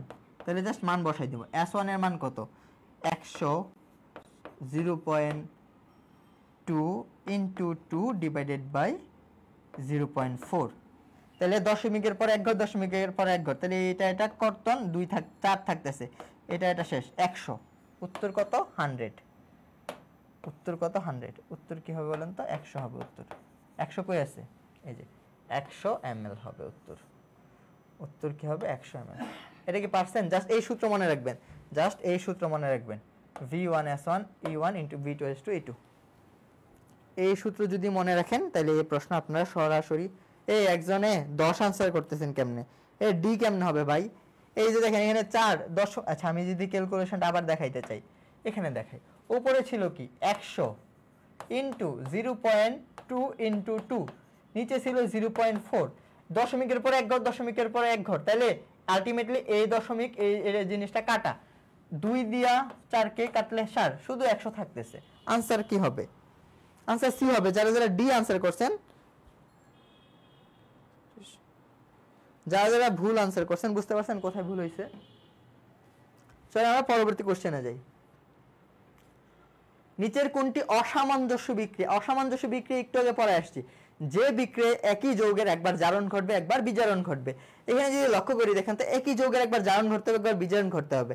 আমরা এই বিক্রিয়াটা লক্ষ্য করি, দেখেন ক্লোরিন, এখানে জারণ মান কত? আচ্ছা আমি একটু লিখেই করাচ্ছি, chlorine plus water HCl plus HOCl। লক্ষ্য করেন এখানে ক্লোরিনের জারণ মান কত? 0। এখানে ক্লোরিনের জারণ মান কত? -1। এখানে ক্লোরিনের জারণ মান কত বের করেন তো, x যদি হয় প্লাসের 1, তাহলে যদি জারণ মান কমে তাইলে হয় বিজারণ, বিজারণ বিক্রিয়া, আর যদি জারণ মান বাড়ে সেটা হয় আমার জারণ বিক্রিয়া, জারণ বিক্রিয়া। তাহলে একই যৌগের একবার জারণ ঘটছে একবার বিজারণ ঘটছে, তাহলে আমার উত্তর হবে কি? উত্তর হবে এটা, অসামঞ্জস্য বিক্রিয়াকে এটা, এটা এখানে চলে যাক, এটা হচ্ছে আমার অসামঞ্জস্য বিক্রিয়া। মনে রাখতে হবে একই যৌগের একবার জারণ ঘটবে, ওই একই যৌগের একবার বিজারণ ঘটবে। পরবর্তীতে আসেন, 0.98 গ্রাম সালফিউরিক অ্যাসিড ব্যবহার করে 1 লিটার জলীয় দ্রবণ তৈরি করা হলো, দ্রবণটির ঘনমাত্রা কত? দ্রবণটির ঘনমাত্রা কত? এখানে কনসেন্ট্রেশন বের করতে বলছে। তাহলে কনসেন্ট্রেশনের সূত্র কি পড়ছি আমরা ছোটবেলায়? 1000 W/mv, 1000 W divided by mv, তাই তো? এখন লক্ষ্য করেন এখানে বলছে কি কত? W এর মান কত? 0.98 গ্রাম, তারপর 1000, যেহেতু 1 লিটার বলে দিছে না, আমি 1000 দিয়েই করি, সমস্যা নাই। m এর মান কত? সালফিউরিক অ্যাসিডের কত? 98। v এর মান কত? 1 লিটার মানে কত? 1000 ml, 1000 ml, এটা কর্তন। তাহলে দেখেন তো উপরে আছে 98, এখানে আছে সরি 0.98, এখানে আছে কত? 98। এখন যদি আপনি কি করতে চান, এখানে নিচে 100 দেন, দশমিকের পর 2 করে 100, তাহলে 98 পরিবর্তে 98 হয়ে যাবে, এটা 98 হয়ে যাবে। তাহলে 98 শেষ, 1 ডিভাইডেড বাই 100 মানে কত? 0.01, 0.01। এই যে দেখেন এখানে একটা খেলা আছে, 0.01 দেয়া আছে দুইটা, এটাও 0.01, এটাও 0.01। আনসার কোনটা হবে? আনসার কিন্তু সি হবে। ঘনমাত্রার জন্য মোলারিটি প্রকাশ করার জন্য কিন্তু বড় হাতের m ইউজ হয়, ছোট হাতের m কিন্তু না। বুঝতে পারলেন? অ্যালফাবেট লেটারটা কোনটা হবে? মানে ক্যাপিটাল লেটারে হবে মোলারিটির জন্য, একটু খেয়াল করে নিতে হবে। আনসার সি হবে 0.01। স্যার ক্লাসটা আর কতক্ষণ হবে? ক্লাসটা আর কতক্ষণ হবে যা বলতে পারতেছি না, মোটামুটি আরো বেশ কিছুক্ষণ হবে, যতক্ষণ না শেষ হয়, আধা ঘন্টা তো মিনিমাম। পরবর্তীতে আসি, দেখো প্রমাণ অবস্থায় 1 লিটার মিথেন গ্যাসের অণুর সংখ্যা কত? তাহলে এটা কোন সূত্র থেকে আসছে বলেন তো? আপনাদের এই সূত্র রিলেটেড ধারণা থাকতে হবে। n মূল সংখ্যা এগুলো কি বলেন তো? W/m, এটাকে আর কি লিখতে পারি? S * V, ভিটা অবশ্যই লিটারে, আর কি লিখতে পারি বলেন তো? VSTP divided by 22.4 litre. আর কি লিখতে পারি বলেন তো? N/n লিখতে পারি, আরো কি লিখতে পারি? হ্যাঁ, PV/RT লিখতে পারি, আর কি লিখতে পারি? PV/RT লিখতে পারি, আর কি লিখতে পারি বলেন তো? VNTP, NTP ডিভাইডেড বাই 24 কত জানো? VSATP, SATP,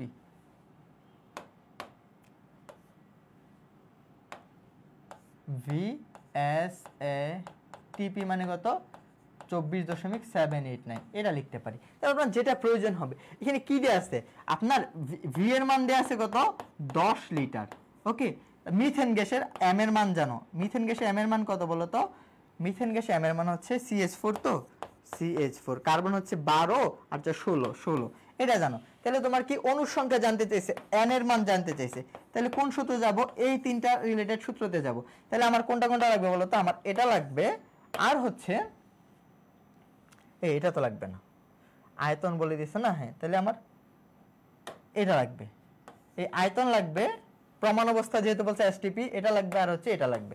এই দুইটা নিয়ে কাজ করলে আমাদের হয়ে যাবে। দেখো আমরা কি জানি, ভির মান কত দেয়া আছে, 10 litre 22.4 equal n by n A, n এর মান কত 6.02 × 10⁻23। তোমার n এর মান জানতে চাইছে, n সমান সমান কি হবে, এটা জাস্ট মাল্টিপ্লাই হয়ে যাবে, কত হবে 10 × 6.02 × 10⁻23 ডিভাইডেড বাই 22.4। এখন লক্ষ্য করো ভাই, এটাকে তুমি 60 ধরো, এই দশমিকটাকে আমি এক ঘর পরে এখানে নিয়ে যাই।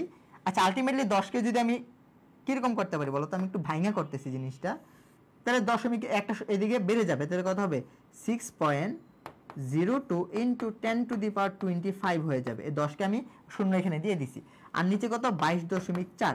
এখন দেখো ভাই, এই দশমিকটাকে আমি এক ঘর পরে দিলে এটা আবার কত হয়ে যাবে 20, ভুল লিখলাম তো, একটু 24 × 10⁻24 হয়ে গেছে। কিভাবে, এই 10টাকে আমি এটার সাথে গুণ করে দিয়েছি, এখানে একটা ঘর বেড়ে গেছে, মানে 24 হয়ে গেছে। এখন যদি দশমিকটাকে আমি এই পাশে আনতে চাই, মানে এক ঘর ওইদিকে আনতে চাই, দেখো কি করব, 60.2 × 10⁻24 এর পরিবর্তে 23 হয়ে যাবে, কারণ আমি দশমিক একটা ঘর ওইদিকে সরাইছি। তাহলে এখানে 22.4, তাহলে এটাকে 20 ধরো, কারটা 3, মানে 3 তো হবে না, 3 থেকে কিছুটা কম হবে, মানে 2 পয়েন্ট সামথিং কিছু একটা হবে। উত্তর কি হবে বলো তো, 2 পয়েন্ট সামথিং × 10⁻23। আনসার হবে এটা, এক নাম্বারটা। বুঝতে পেরেছো, 2.6। হ্যাঁ এক্স্যাক্টলি, জাস্ট এই ক্যালকুলেশনগুলো হচ্ছে অ্যাপ্রক্সিমেট ক্যালকুলেশন হবে। তারপরে আসো, 18 গ্রাম গ্লুকোজ অণুতে কতটি কার্বন পরমাণু আছে। তাহলে এখানে তোমার ডব্লিউ মান দেয়া আছে, কি দেয়া আছে, ডব্লিউ দেয়া আছে 18 গ্রাম গ্লুকোজ কতটি পরমাণু আছে, আর হচ্ছে এম এর মান তো গ্লুকোজে তোমরা জানি, আর আমার কি চাইছে এন এর মান বের করতে বলছে। তাহলে সূত্র কি বলেন তো, W/m ইকুয়াল N/Na। তাই তো, আপনার এন এর মান জানতে চাইছে, একই ম্যাথ। তাহলে কি হবে বলেন তো, W/m × Na। এটা SW থাকলো, এটা SW থাকলো, এই এটা আবার এখানে এ আসছে, এখানে এন জানতে চাইছে, NHW। এই প্যাটার্নের ম্যাথ আপনাদের পারতে হবে। পরবর্তীতে যাই, 5% সোডিয়াম কার্বনের দ্রবণের ঘনমাত্রা কত মোলার।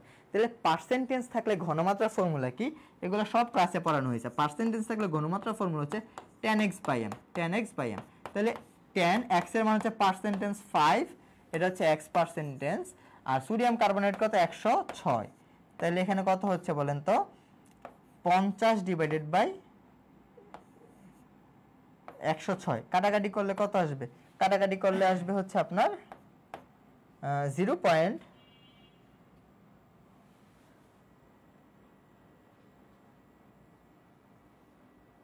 এই যে 47, বুঝতে পারলেন। এটা কিন্তু আরেকটা প্রসিডিউরে করা যায়, কেমনে করবো বলেন তো, আচ্ছা ওইটা পরে দেখাচ্ছি, এটা বুঝেন আগে। 0. কত হবে, 4 হবে, 0.5 তো হবে না, 5 এর কাছাকাছি, হাফ মানে কত 0.5, তো হাফ থেকে কিছুটা কম হবে, 0.47 মোলার হবে। আশা করি বুঝতে পারছেন। পরবর্তী দেখেন, ক্রোমেট আয়নের ক্রোমিয়ামের জারণ মান বের করতে বলছে, এটা জারণ মান বের করবেন। এটাকে x ধরেন, x কয়টা আছে, 2টা আছে, প্লাস অক্সিজেনের কত 7টা আছে, -40, তাহলে মাইনাস আছে না, তাহলে ওই পাশে গেলে কি হয়ে যাবে বলো তো, -2। তাহলে কি হচ্ছে আলটিমেটলি 2x ইকুয়াল থাকতেছে -2 + 14, তাহলে থাকতেছে প্লাসের 12 2x। তাহলে x এর মান আসতেছে কত 6, পজিটিভের 6 আসতেছে, পজিটিভের 6 আসতেছে, x এর মান হবে 6। ক্লিয়ার, x এর মান আসবে 6। হ্যাঁ, যার যা অ্যান্সার করছেন আপনাদেরটা হয়েছে। পরবর্তীতে আসেন, 10 গ্রাম মার্বেলকে অতি উচ্চ তাপমাত্রায় যদি আমি করি কুইকলাইম উৎপন্ন হয়, তাহলে মার্বেল মানে কি এটা জানতে হবে। মার্বেল মানে ক্যালসিয়াম কার্বনেট, হ্যাঁ ক্যালসিয়াম কার্বনেট, এটা না জানলে এই ম্যাথ পারবেন না। এটা উত্তপ্ত করলাম, তাহলে কি হয়েছে বলেন তো, ক্যালসিয়াম অক্সাইড তৈরি হয়েছে, আর কিছু লাগবে না, সমতা কিছু লাগবে না, বই দিছে কুইকলাইম ক্যালসিয়াম অক্সাইড। ক্যালসিয়াম কার্বনেট মানে কত বলেন তো, ক্যালসিয়াম কার্বনেটের আণবিক ভর কত, ক্যালসিয়াম হচ্ছে 40, কার্বনের হচ্ছে 12, অক্সিজেন 3 12 36, 3 12 48, 48 কত আসছে আলটিমেটলি 8, 4 1 5, 5 4 9 98। 98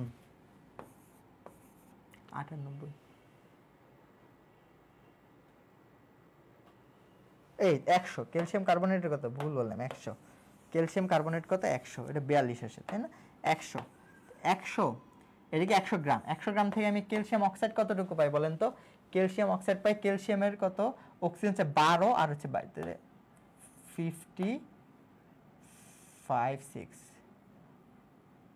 56 পাই 56 গ্রাম পাই আমি ক্যালসিয়াম কার্বনেটকে যদি 100 গ্রামকে যদি আমি তাপ দেই ক্যালসিয়াম অক্সাইড কত পাই 56 গ্রাম পাই এখন আমার এখানে কত গ্রাম দিচ্ছে 10 গ্রাম মানে 100 এর কত মানে 10 কত 100 কে 10 দ্বারা ভাগ করলে তো 10 হয় 10 গ্রাম থেকে আমি কতটুকু পাবো সেটা বের করব তো দশমিক বসে যাবে 5.6 হবে 5.6 হবে মানে 56 কে 10 দ্বারা ভাগ করলে কত 5.6 উত্তর হবে কত 5.6 এগুলো অল্টারনেটিভ বসা যায়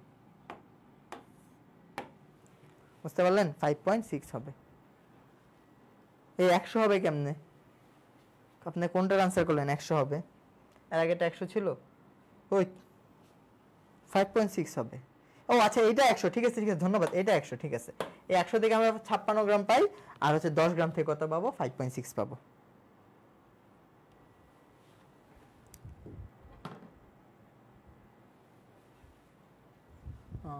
ভাইয়া বি 5.6 হ্যাঁ ঠিক আছে পরবর্তীতে আসি তড়িৎ রসায়নে আসছে হ্যাঁ তাহলে জিঙ্ক থেকে এটা তৈরি হচ্ছে এটা থেকে এটা তৈরি হচ্ছে দুই তড়িৎ দেয়া আছে মান দেয়া আছে মোট বিভব কত কোষের বিভব জানতে চাইছে এখন আমাদের সূত্রটা একটু মনে আছে দেখেন তো আমরা পড়ি আমরা যদি ই সেলের মান বের করার সূত্র শিখি ই নট সেলের মান বের করার সূত্র কি ছিল ই নট এনোড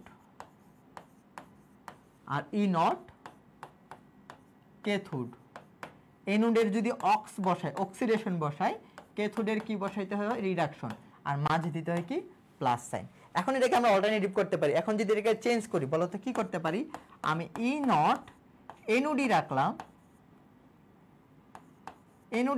এটাকে অক্সিডেশনই রাখলাম কিন্তু এটাকে আমি ই নট কে ক্যাথোডি রাখলাম তবে এটাওকে অক্সিডেশন করে দিলাম তাহলে এটাকে কি আগে মাইনাস দিতে হবে এরকম হয়ে যাবে এইভাবে আমরা আরো দুই তিনটা ফর্মুলা দাঁড় করাতে পারি তাহলে আমরা একটা মনে রাখবো এই একটা দিয়ে আমাদের সব ম্যাথ হয়ে যাবে তাহলে এটা কি এনোডের জারণ ক্যাথোডের বিজারণ তাই তো এখন যদি আমরা এই কোশ্চেনটার মধ্যে আসি এখানে এনোড কে হবে ক্যাথোড কে হবে জিঙ্ক আছে সিলভার আছে যে হচ্ছে এই সক্রিয়তা সিরিজের উপরে আছে সে হবে এনোড আর যে হচ্ছে নিচে আছে সে হবে ক্যাথোড তাহলে জিঙ্ক আমার উপরে আছে জিঙ্ক হবে এনোড তাহলে এখানে জিঙ্ক কি অবস্থা আছে দেখো তো জিঙ্ক 2+ থেকে জিঙ্কে কনভার্ট হয়েছে মানে বিজারণ বিভব দেয়া আছে এই বিজারণ বিভবের মান কত দেয়া আছে বলো তো -0.76 তাহলে আর এখানে কি আছে সিলভার প্লাস থেকে সিলভার হইছে এটা হচ্ছে বিজারণ বিভব দেয়া আছে কত প্লাসে 0.80 দেয়া আছে ভোল্ট তাহলে আমার ই সেলের সূত্র কি নট সেলের সূত্র E cell E naught sell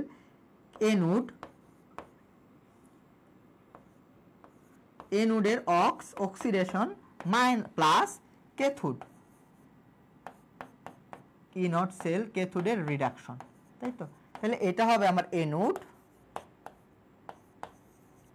এটা হবে আমার ক্যাথোড হবে এটা আমরা বুঝে গেছি তাহলে এটা তো বিজারণ দেশ আমার জারণ লাগবে না জারণের জন্য কি হয়ে যাবে তার সাইন চেঞ্জ হয়ে যাবে তাহলে জিঙ্ক থেকে হবে জিঙ্ক 2+ এটা তো ঠিক আছে সিলভার থেকে হবে সিলভার প্লাস থেকে হবে সিলভার এটা ঠিক আছে জাস্ট মান বসাই দেব এটার মানে এটা আছে রিভার্সালে কি হয়ে যাবে সাইন চেঞ্জ হয়ে যাবে মাইনাসটা প্লাস হয়ে যাবে তাহলে 0.76 প্লাস 0.80 হবে তাহলে যোগ করলে কত আসে যোগ করলে আসে হচ্ছে আমার এই যে পজিটিভের 1.56 ভোল্ট পজিটিভের 1.56 ভোল্ট বোঝা গেল জাস্ট একটা সূত্র শিখবেন সব ম্যাথ এই একই সূত্র দিয়ে হয়ে যাবে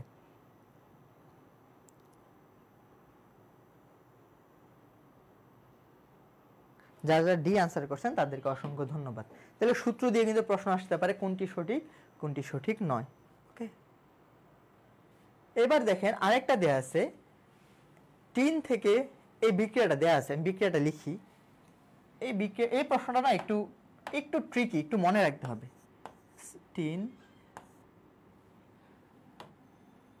+ সিলভার প্লাস কি ফর্ম হয় SN2 প্লাস প্লাস সিলভার। তাহলে আমার বিক্রিয়া কিসে ই সেলের ইয়া কিসে বলো তো ই নট সেল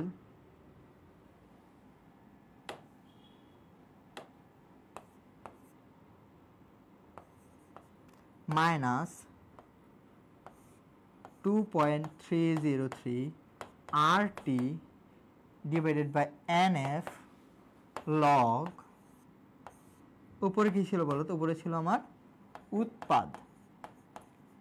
উৎপাদ আর নিচে ছিল বিক্রিয়ক বুঝা গেল। এখন দেখো এই ই সেলের মানটা কখন বাড়বে বলো তো ই সেলের মানটা কখন বেশি হবে যখন আমার এই ই নট সেল থেকে এই মানটা কম বিয়োগ হবে। এই মানটা কম কখন হবে যখন এই বিক্রিয়কের মানটা কি হবে কম হবে। এখানে বিক্রিয়ককে সিলভার আয়ন আর উৎপাদকে টিন আয়ন, তো সিলভারের পরিমাণ যত তুমি বাড়াবা এটার মানটা তত কম আসবে, কারণ বড় সংখ্যা দিয়ে কাউকে ভাগ দিলে কি হয় ওইটার মান কম আসে,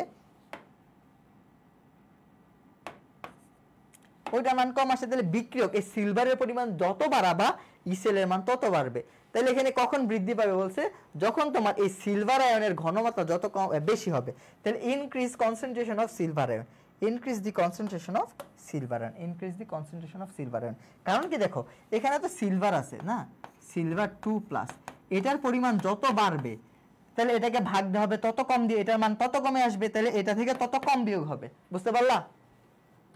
এটার মান তত কম বিয়োগ হবে। এই হচ্ছে কনসেপ্ট, আশা করি বুঝা গেল।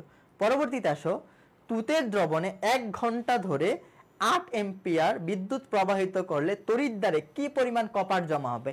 এর সূত্র কি? ডব্লিউ সমান সমান কি আমরা জানি, ফ্যারাডের প্রথম সূত্র ZIT। এবং Z মানে কি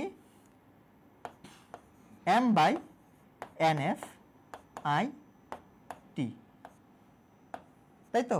এখন দেখো কপারে কত 63.5, কপার কি 65 নাকি 63? হ্যাঁ 63।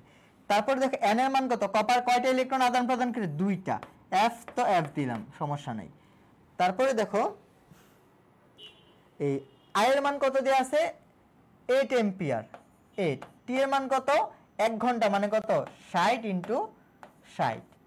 এটা ক্যালকুলেশন করলে যেটা আসবে সেটা। তড়িৎদ্বারে কি পরিমাণ কপার জমা হবে? অপশন হয়তো এই দুইটা তো বাদ, অপশন ভুল আসছে, এই দুই থেকে একটা কিছু হবে। বুঝতে পারলেন? আচ্ছা, তাহলে আমরা পরবর্তী কোশ্চেনে যাই। 1 ফ্যারাডে বিদ্যুৎ প্রবাহিত করলে সোডিয়াম ক্লোরাইডের মধ্য দিয়ে প্রবাহিত হলে ক্যাথোডে কি পরিমাণ সোডিয়াম জমা হবে? আমরা মনে রাখবো সোডিয়াম থেকে সোডিয়াম প্লাস কনভার্ট করতে কত ফ্যারাডে ইলেকট্রন লাগে? একটা ইলেকট্রনের ট্রান্সফার, তাহলে 1 ফ্যারাডে ইলেকট্রন লাগবে। যদি আমার ম্যাগনেসিয়াম হইতো, ম্যাগনেসিয়াম থেকে ম্যাগনেসিয়াম 2 প্লাস কনভার্ট করতে আমার 2 ফ্যারাড লাগতো। যদি অ্যালুমিনিয়াম হইতো, অ্যালুমিনিয়াম থেকে অ্যালুমিনিয়াম 3 প্লাসে কনভার্ট করতে আমার 3 ফ্যারাড লাগতো। তাহলে এটার উত্তর কি হবে বলেন তো? আচ্ছা, এটুকু গেল 3 ফ্যারাড। তাহলে 1 ফ্যারাডে বিদ্যুৎ যদি দেই তার আণবিক ভর পারমাণবিক ভর সমান উৎপন্ন হবে। তাহলে সোডিয়ামের পারমাণবিক ভর কত বলেন তো? 23 গ্রাম। 23 গ্রাম। তাহলে কতটুকু হবে বলেন তো? এই 23 গ্রাম কপার জমা হবে। 23 গ্রাম কপার জমা হবে। যদি বলতো কতটি পরমাণু জমা হবে, 6.02 × 10⁻23 টি পরমাণু জমা হবে। একটু বুঝে বুঝে আনসার করতে হবে। তাহলে আজকের ক্লাসে আপনাদেরকে যা যা পড়াইছি এই টপিকগুলো থেকে সেকেন্ড পেপারে প্রশ্ন আসার সম্ভাবনা সবচেয়ে বেশি। আমি যে পুরোটা জিনিস সাম আপ করি, প্রথম হচ্ছে পরিবেশ রসায়ন। পরিবেশ রসায়ন থেকে আপনার বায়ুমণ্ডল পড়বেন, তারপর হচ্ছে বয়েল চার্লস অ্যাভোগাড্রো ল পড়বেন, ভ্যান ডার ওয়ালস ইকুয়েশন পড়বেন, তারপর হচ্ছে কি বলে এই যে ব্যাপন হার পড়বেন, তারপর হচ্ছে গতিশক্তি আর হচ্ছে আরএমএস বেগ এর রিলেটেড প্রশ্ন পড়বেন, যেগুলো দেখাইছি। অর্গানিক কেমিস্ট্রি থেকে ইলেকট্রোফাইল, নিউক্লিওফাইল, তারপর হচ্ছে আপনার নামীয় বিক্রিয়া, তারপর হচ্ছে আপনার এই যে কি বলে বেনজিন বলয় সক্রিয়কারী গ্রুপ, বেনজিন বলয় নিষ্ক্রিয়কারী গ্রুপ, মুক্তমূলক, কার্বোক্যাটায়ন, কার্বন আয়ন, এই জিনিসগুলো পড়বেন। তারপর হচ্ছে বিভিন্ন বিক্রিয়ার উৎপাদ, যেমন নামীয় বিক্রিয়া আন্ডারে কেনিজারো, ফিডেলক্রাফ অ্যালকাইলেশন অ্যাসাইলেশন, তারপর সালফোনেশন, নাইট্রেশন, এগুলো পড়বেন। তারপর হচ্ছে আপনার ক্লিমেনসন রিডাকশন পড়বেন। ওটস বিক্রিয়া, তারপর হচ্ছে ওটস ফিটিক বিক্রিয়া, তারপর হচ্ছে আপনি আর কি পড়বেন, ওইদিকে আছে অ্যালডোল কনডেনসেশন রিঅ্যাকশন, আরেকটা আছে হচ্ছে SN1 SN2 আর হচ্ছে E1 E2। এইগুলো যদি একটু দেখে যান, অর্গানিক থেকে আর তেমন কিছু পড়া লাগবে না। আজকে ক্লাসে যে টপিকগুলো পড়েছে জাস্ট এই টপিকগুলো পড়ে যাও, অর্গানিকে আপনি 5টা থেকে মিনিমাম 4টা প্রশ্ন পাবেন। তারপর আর কি আছে, পরবর্তী চ্যাপ্টারে যদি যাই, মূল নাম্বার রিলেটেড পড়াশোনাগুলো, PPM PPP PPT, তারপর হচ্ছে কনসেন্ট্রেশন বের করার ফর্মুলাগুলো, এগুলো দেখবেন। আর কি, আর তড়িৎ রসায়ন থেকে জেড এর মান নির্ণয়, ডব্লিউর মান নির্ণয়, মানে ফ্যারাডের প্রথম সূত্র, আর হচ্ছে সক্রিয়তা সিরিজটা পড়বেন, আর হচ্ছে নার্নস্ট ইকুয়েশন যেটা শেষে দেখাইলাম, এই নার্নস্ট ইকুয়েশনের পড়াশোনাগুলো শিখবেন। এইটুকু যদি পড়ে যান আপনাদের সেকেন্ড পেপারে ইনশাল্লাহ ভালো কিছু হবে। হ্যাঁ, ক্লাস শেষ। আপনারা যদি কোনো কোশ্চেন থাকে করতে পারেন। এই ক্লাসটা এই পর্যন্তই থাকলো। সকলেই ভালো থাকবেন। আর হচ্ছে ক্লাসের পিডিএফটা আপনাদেরকে দিয়ে দেওয়া হবে, প্যারা নাই। কেমন? কোনো প্রশ্ন থাকলে আপনারা করতে পারেন, না হলে আমি হচ্ছে ক্লাসটা শেষ করে দিব আর কি। যদি কোনো প্রশ্ন থাকে সেটা করতে পারেন, যদি কোনো প্রশ্ন থাকে 1 মিনিটের মধ্যে করতে পারেন।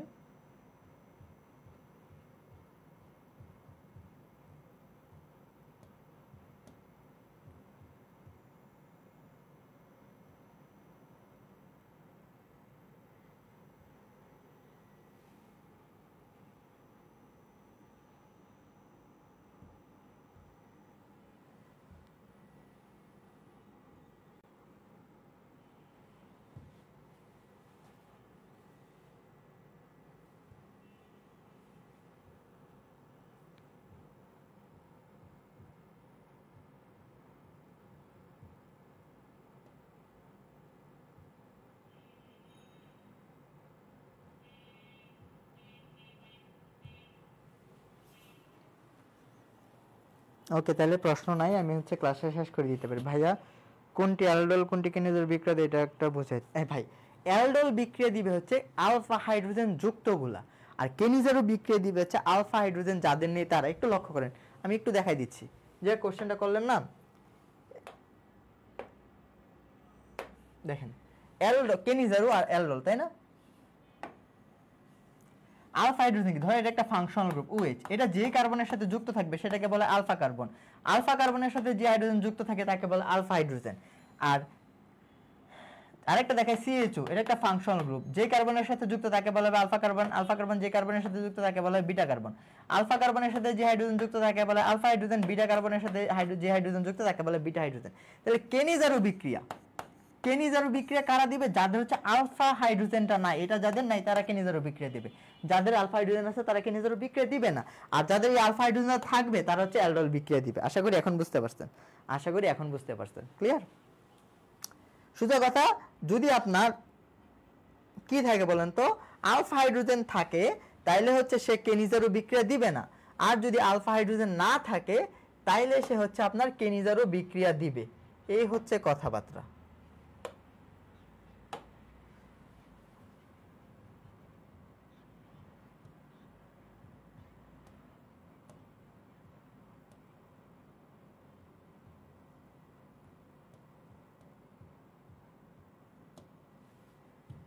তাহলে এই ক্লাসটা এই পর্যন্তই থাকলো। সকলেই ভালো থাকুন, ভালো থাকেন। ক্লাসটা শেষ করে দিচ্ছি। আসসালামু আলাইকুম।